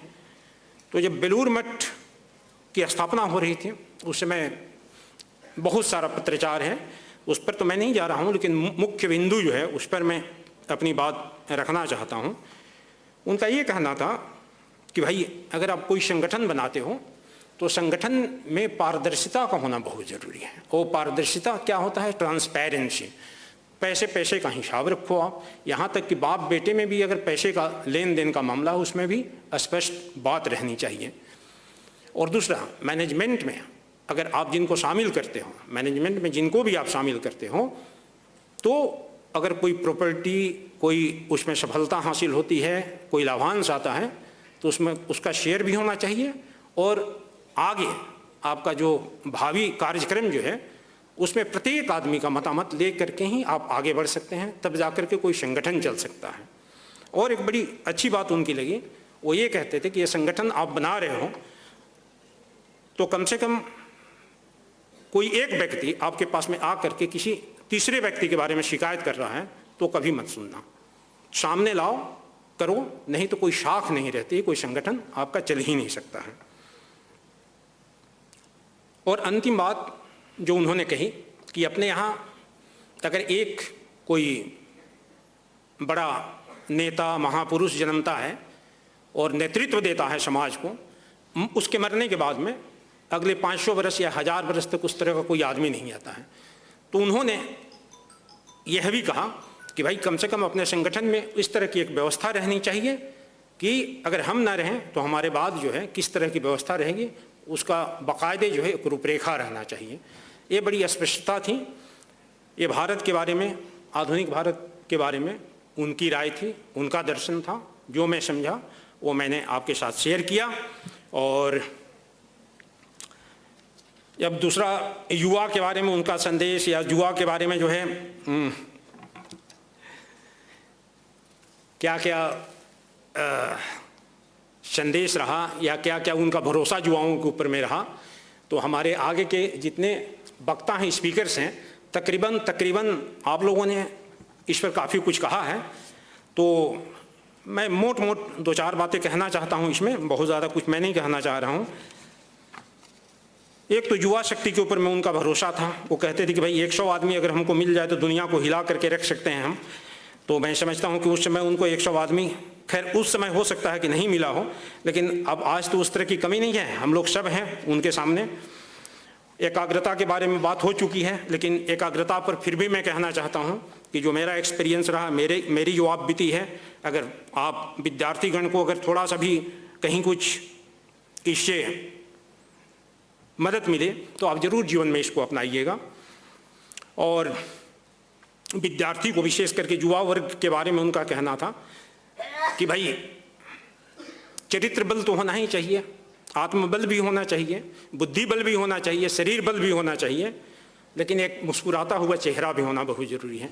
एक जगह मैं कहीं पढ़ रहा था, वो कह रहे हैं कि भाई अगर किसी दिन आपका मूड बहुत ख़राब हो तो घर से मत निकलना, कारण कि आपके मूड से जो है दूसरे लोगों का मूड भी ख़राब हो जाएगा, तो घर से मत निकलना। उनकी ये बात थी। योग के बारे में, कई योग के बारे में, चारों योग के बारे में मैंने आपसे बातें कही। मेरा तो ये मत है कि कर्म योग जो है विद्यार्थी को जरूर करना चाहिए। कर्म योग का मूल मंत्र क्या है? कर्म योग का मूल मंत्र ये है कि आप निष्काम भाव से कर्म करो। अब ये निष्काम भाव क्या है? निष्काम भाव है कि हम फल की इच्छा नहीं करेंगे, हम कर्म करेंगे। हमारी आधी शक्ति जो है, जब हम कर्म करते हैं, कोई काम करते हैं, तो हमारी आधी शक्ति जो है, इसमें क्या, इसका परिणाम क्या होगा, इसमें हम सफल होंगे असफल होंगे, हमारी आधी शक्ति उसमें जाती है। निष्काम कर्म करने की बात है इसमें, कर्म योग में। और यहाँ पर कौन सा कर्म है, कौन अकर्म है, कौन कुकर्म है, इस पर कोई विचार ही नहीं है। न गीता में है, न हम कहते हैं, न और कोई कह रहा है। स्वामी जी भी नहीं कह रहे हैं। स्वामी जी तो यहाँ तक कह रहे हैं कि भाई पूरा संसार जो है शुभ अशुभ का मेला है, और शुभ अशुभ का इस मेले में जो है जिम्नेजियम में हम भी कर रहे हैं, कसरत कर रहे हैं, जिससे जो है मुक्ति मिले। तो शुभ अशुभ को लेकर के हमको चलना पड़ेगा, भला बुरा जो भी है उसको लेकर के चलना पड़ेगा। और एक इस कर्म योग में जो है, आप जैसे कहते हैं गीता में कि कर्मण्यवाराधिका मा फलेषु कदाचनम, उसकी बात आती है। और अगर एक बार आप निर्लिप्त हो जाते हैं, निर्लिप्त तरीके से, नॉन अटैच्ड, किसी भी चीज़ से अटैच अगर आप नहीं रहेंगे, केवल अपना काम करेंगे, तो स्वाभाविक रूप से आपका पूरा फोकस होगा, नतीजा आपका बहुत बढ़िया होगा। ये मेरा दावा भी है, ये मेरा पर्सनल अनुभव भी है।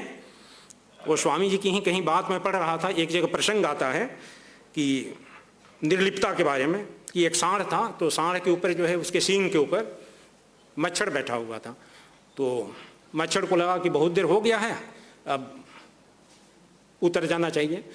तो मच्छर जो है सांड के कान में कहा कि मच्छर जी, मैं बहुत देर से आपके सींग के ऊपर में बैठा हूँ, तो आपको कहीं कष्ट तो नहीं हो रहा है?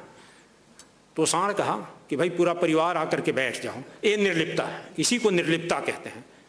तो ऐसा अगर हमारे जीवन में भी हो जाए, तो पहला तो है कि हम एकाग्र हों, एकाग्रता वाला जो पाठ है उसको पढ़ना होगा।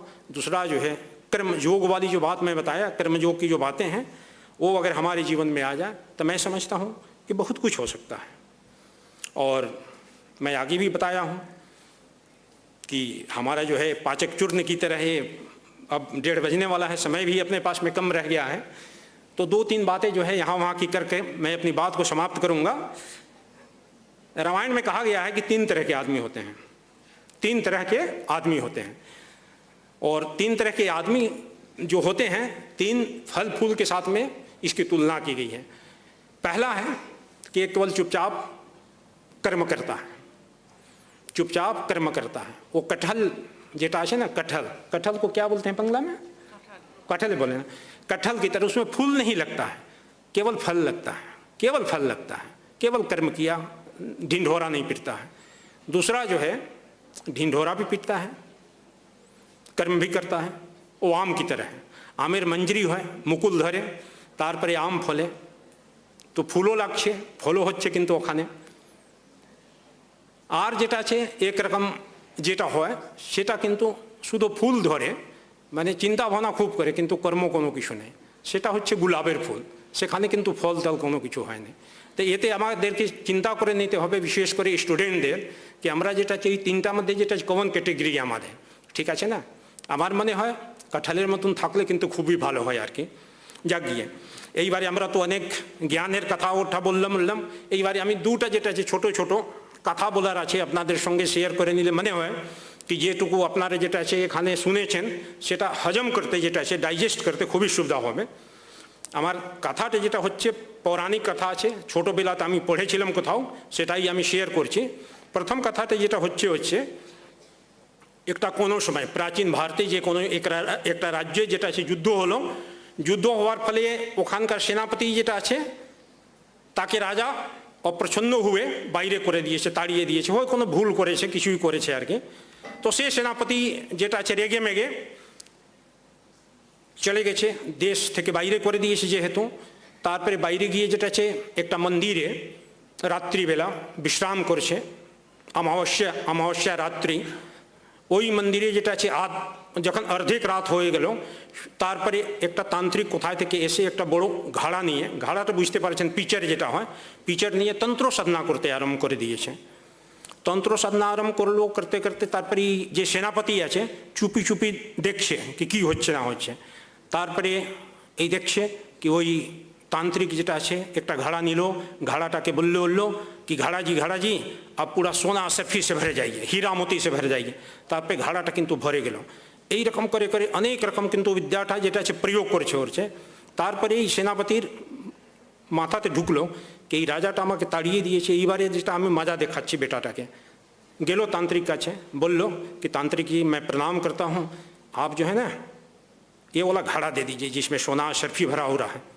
तो कहा कि बेटा तुमको घड़ा चाहिए या विद्या चाहिए? कहा कि ना ना विद्या उद्या हमको कोई ज़रूरत नहीं, घड़ा चाहिए। तारपरे जेटा আছে निजे बाड़ीते चले गलो, चिंता कर लो कि अब सेना हम तैयार करेंगे, राजा के ऊपर आक्रमण करते हैं और उसको हम जीत लेंगे। स्वाभाविक আছে যেখানে টাকা পয়সা থাকে ওখানে তো সব কিছু সম্ভব আছে। তারপরে যে ঘাড়াতে যতগুলি সোনা শর্ফি ছিল সবটাই বিলি উলি করে সেনা তৈয়ার করলো হলো। এইবারে সেনা তৈয়ার হয়ে গেছে, এইবারে যাবে যুদ্ধ করতে। যে রাজা ওখানে চাকরি করেছিল, যে রাজা বাইরে করেছে তারই উপরে আক্রমণ করতে যাইবে। তারপরে যা হয় আগেকার যেটা হতো। তারপরে বিকালের দিকে মতলামি হলো খুব। ওই ঘাড়াটা নিয়ে বেটা ওই সেনাপতি ভাবছে কি আরও আসবে মধ্য মানে মাল খেয়ে যেটা আছে নাচানাচি করছে এখানে নিয়ে, আর বলছে কি ওর ঘাড়া মে অশরফি ভর দো, এ ভর দো। ওটা তো ভরলো উঠলো না, ভরার কথাই নি কোনো কিছু। যেহেতু মাল খেয়েছিল ঘাড়াটা ভম করে যেটা আছে পড়ে গেছে নিচে, মাটি ঘাড়া ছিল ফুটে গেছে। এর মানেটা কি হলো? জীবনে আমাদের উদ্দেশ্যটা কিন্তু ঠিক থাকা, সৎ উদ্দেশ্য থাকা দরকার আছে, নাম্বার 1। দ্বিতীয় নম্বর যেটা আছে আমাদের শুধু ধন দিয়ে হবে না, কিন্তু বিদ্যা হওয়া দরকার। যখন গুরু কাছে আমরা যাচ্ছি, যে কোনো যখন ও তান্ত্রিক বলেছিল कि बेटा तुमको धन चाहिए या विद्या चाहिए, ওকে উচিত ছিল কি ভাই বিদ্যা আমাকে দিয়ে দেন, বিদ্যা থাকলে আমি কিন্তু ধন তৈয়ার করে নিতে পারবো, তাই না? সুতরাং এই জীবনে কিন্তু আমাদের পালন করা দরকার আছে। একটা লাস্ট কথা শোনাচ্ছি আপনাকে। এটা আমি অনেক ছোটোবেলাতে আমি পড়েছিলাম ক্লাস 5-এ। একটা টিয়া পাখি, তোতা টিয়া পাখি গ্রুপ, এরা কোথাও কিছু না পেয়ে এক জায়গা গেল, কোথাও অন্নফন কোথাও ছিল হলো, সেটা যেটা আছে খেতে আরম্ভ করেছে। তারপরে ফসে গেল, ওখানে জাল পাতা ছিল, তারপরে জালে ফসে গেছে। জালে ফসে যাওয়ার পরে যেটা আছে কোনো রকমে গুরুকে ডাকলো, জানি না কীভাবে, সে সময় তো মোবাইল ছিল না, কিন্তু গুরুকে ডেকেছে, গুরু এসছে। তারপরে বন্ধনটা কেটেছে, বন্ধন কেটে দেওয়ার পরে गुरु का चेहरा बोलो कि गुरुजी ऐसा कुछ मंत्र बताइए जिससे हम लोग कभी जाल में नहीं फंसे, किससे जाते करे हमारे जाले ना फंसे। तो गुरु सभी के नहीं बोलो कि देखो बेटा सब बैठ जाओ, सभी बसलो क्लास नीति आरम्भ कर लो, क्लासे की सिखा लो कि शिकारी आएगा, जाल बिछाएगा, दाना डालेगा, लेकिन लोभ से उसमें फंसना मत। शिकारी आएगा, जाल बिछाएगा, दाना डालेगा, लेकिन लोभ से उसमें फंसना मत। ठीक আছে। এইবারে যেটা আছে দ্বিতীয় দিনে বর্ষা ফর্ষা হলো, আবার যেটা আছে সবাই মানে পুরো ঝাঁক টিয়া পাখির যারা গুরু কাছ থেকে যেটা গুরু মন্ত্রটা নিয়েছিল कि शिकारी आएगा, जाल बिछाएगा, दाना डालेगा, लेकिन लोभ से उसमें फंसना मत, কোথাও কোনো কিছু না পেয়ে ওই জায়গা সেম জায়গা যেখানে ফসেছিল ওখানে গিয়ে কিন্তু খেতে আরম্ভ করলো ওই দানা, আবার কিন্তু ফসে গেল। তো আমাদেরও কিন্তু শিক্ষা আজকে যতগুলো আমরা বললাম অনেক বক হয়েছে, আমরা অনেক বলেছি। তো জ্ঞান মানেটা এটাই হচ্ছে জীবনে সেটাকে প্রয়োগ করাটা। যদি আমরা প্রয়োগ না করতে পারি তাহলে কিন্তু ওর কোনো মূল্যটা থাকে না। তো হয়তো আমি নিজে এক্সপিরিয়েন্স থেকে অনেক কিছু কথা বললাম।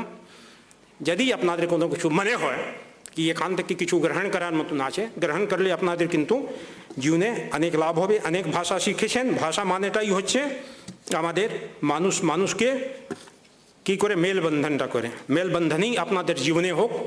और একটা আমি নিজের দিক থেকে আর্থিক কিছু দিতে পারি নাই, কিন্তু এই আমার আশীর্বাদ রইল যাতে করে আপনাদের ভবিষ্যৎ খুবই মঙ্গলময় হোক, খুবই মঙ্গলময় হোক। এখানে যে আমাদের RK মিশনের যে দর্শন আছে জীবনের প্রতি, তাতে করে কিন্তু হার মানার কোথাও কোনো কিছু এরা শিখায় না, কিন্তু আমাদের জীবনের সংঘর্ষ কর্ম কর্ম সৎকর্ম এটাই করতে কিন্তু আমাদের শেখায়। এই বাক্যটা আপনাদের যেটা আছে গেট বেঁধে রাখবেন সবসময়, জীবনে কাজে লাগবে। আবার আপনাদের সবাইকে যেটা আছে অনেক অনেক শুভকামনা। আর আজকে RK মিশন আমাকে এই সুযোগ দিল আপনাদের সঙ্গে কিছু কথা বলবার জন্য, তার জন্য আমি RK মিশন প্রতি কৃতজ্ঞ, সবার প্রতি কৃতজ্ঞ। আপনারা ধৈর্য ধরে আমার কথা শুনলেন, बहुत बहुत धन्यवाद। Thank you.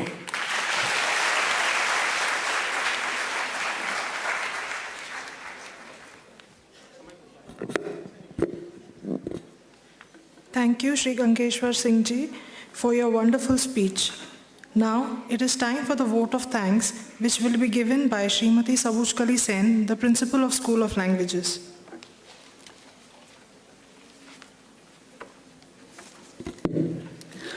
ओम नमः श्री यति राजाय विवेकानंद सूरय सच्चित सुख स्वरूपाय स्वामिने तापहारिणे। परम पूजनीय स्वामी सुपर्णानंदजी महाराज, Secretary Ramakrishna Mission Institute of Culture, respected Sri Gangeshwar Singh Ji, IPS, former DGP, Government of West Bengal, Chief Guest of this program, Sri Shakti Prasad Mishra Ji, Nivedita Chair, Ramakrishna Mission Institute of Culture, and guest of honor on the dais. And of the dais, the revered monks and brahmachari of Sri Ramakrishna Order, my colleagues, both academic and administrative from the School of Languages and Institute of Culture, and my dear students. It is indeed a pleasure to offer vote of thanks in this students' orientation program in connection with Azadi Ka Mahotsav. I know that I am standing between you and lunch, so I'll be very brief. In my teaching career in university, I had to take classes on the philosophy of Swami Vivekananda and Ramakrishna Vivekananda movement in postgraduate courses. There, I had to face lots of questions from my students that how can Swami Vivekananda's life and teachings help us get a well-paying job, a good result in examinations, climb the corporate ladder fast, and satisfy our material needs like a fast car, the most technically advanced cell phone, and other quote-unquote things that most people do not have. If they can't, then why Vivekananda is relevant to us, who do not aspire for a monastic life? The burning question is, can the life and teachings of Swamiji help the youths of India to attain their material needs? And more importantly, take them beyond the lower needs to attain to the realm of self-esteem and self-actualization? The answer is yes, because Swami Vivekananda is a unique monk who not only thought of mukti or moksha, but also wanted material prosperity, obhudaya, for his countrymen. উনি শুধু মুক্তি বা মোক্ষ চাননি, উনি এই দেশের জন্যে অভ্যুদয় চেয়েছিলেন, ডেভেলপমেন্ট চেয়েছিলেন। I'm sure many students present here have the same questions in their mind, and this students' orientation program of School of Languages on problems of the youth and the solutions following the footsteps of Swami Vivekananda will help them to get their answers. My heartfelt thanks and pranam to Swami Suparnanandaji Maharaj for his welcome address and introductory words. From my early childhood, I have grown up listening a song which is very dear to me till date. That is, বীর সন্ন্যাসী বিবেকানন্দ ওই যে ডাকিছে আয় রে আয়, আহ্বানে তার আপনা ভুলিয়া কত মহারথী ছুটিয়া যায়. Swami Suparnanandaji and other monks present here have answered to Swami Vivekananda's call and left everything. So, whatever Maharaj spoke was from his personal feelings and from his long experience as a teacher in Narendrapur. খুব simple ভাষায় he has explained what is practical Vedanta. একজন শিক্ষক যদি সামনের ছাত্রটিকে মনে করেন ইনি তার ব্রহ্ম, তাহলে শিক্ষাদান আরও সুন্দর হয়। একজন ডাক্তার যদি ভাবেন আমার সামনে রোগীটি আমার অবজেক্ট নয়, আমার ব্রহ্ম, তাহলে তার চিকিৎসাটা পূজা হয়ে যায়। একটি ছাত্র যদি ভাবে তার সহপাঠী ব্রহ্মস্বরূপ, তাহলে তার সঙ্গে সম্পর্কটা পূজার সম্পর্ক হয়ে দাঁড়ায়। মহারাজ আমাদের এক জায়গায় নিয়ে গেলেন, সেটা বলতে পারি মনের ওপারে আছে কোন দেশ, শশী তপনের নাহি পরবেশ। সেখানে নিয়ে গেছিলেন, মানুষের মধ্যে একত্বর সন্ধান দিলেন। আরেকটা কথা, মহারাজ has all along been taken personal interest for the success of this program. Maharaj, my sincere pranam to you. My sincere thanks and regards to the monks of Sri Ramakrishna Order, Swami Tadvratanandaji Maharaj, Swami Tattatitanandiji Maharaj, Swami Prananathanandiji Maharaj, Swami Chitprabhanandiji Maharaj, for Vedic chanting which had set the tune of this program. My heartfelt thanks to Sri Gangeshwar Singh Ji, IPS, by profession and a devotee by nature, যেটা তার বক্তৃতা থেকেই পরিষ্কার। He accepted our invitation for delivering the address as a chief guest of the program. While throwing light on the necessity of the subject of this program, Sri Singh has eloquently presented an informative and thought-provoking ideas which should be helpful to the students. I sincerely offer my gratitude and thanks to sir. গল্পের মধ্যে দিয়ে উনি কিন্তু ভীষণ সাংঘাতিক দুটো কথা বলে গেছেন। এক, বিদ্যা আসল ধন নয়, দুই, লোভ করো না। ছাত্রছাত্রীদের জন্যে এটা তার উপদেশ। I extend my gratitude to our special guest, Dr. Rajesh Kumar, IPS, who has kindly agreed to share his ideas on Swamiji's message to students and teachers in a very short notice. তার 4 Ds, এটা কিন্তু ছাত্রছাত্রীরা মনে রেখো। My special thanks to Sri Shakti Prasad Mishra Ji, Nivedita Chair, Ramakrishna Mission Institute of Culture and National Teacher Awardee, Government of India.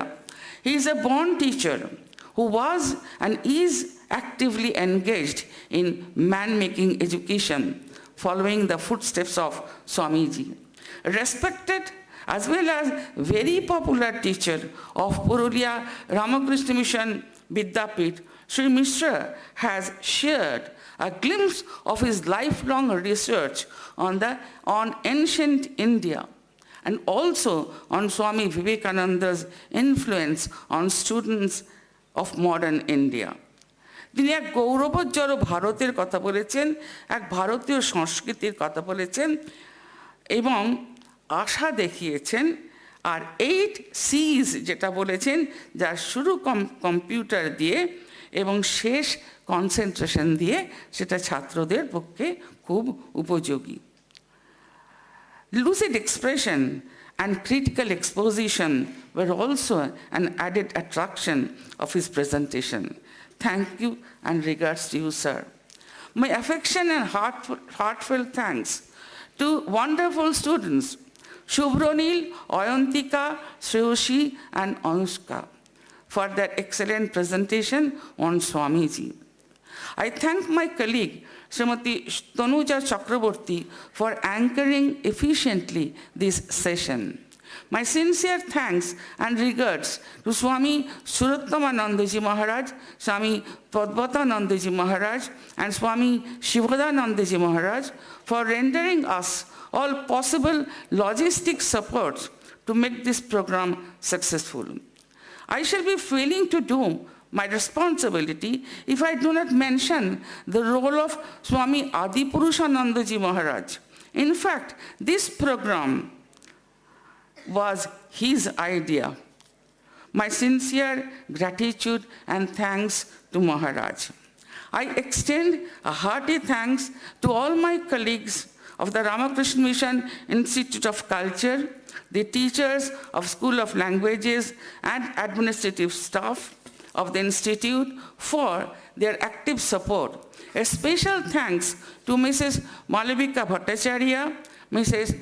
Sushmita Bose, Mrs. Shumana De, Sri Dinesh Yadav for helping the students, and Ms. Shahili Ghosh, Mrs. Bobita Roy Mollik for helping me to make this program a success. My dear students, I believe that now you have understood the message of Swami Vivekananda. So, never give up until you achieve your dream. Set the goal and go for it as long as you can. Success is only for those who work hard and run till the end. So, my dear students, run towards your destination with strong determination, following in the footsteps of Swami Vivekananda. Uttishtata jagrata prapya varani bodhata. My heartfelt thanks and best wishes to all my beloved students for making this students' orientation program a success. Thank you.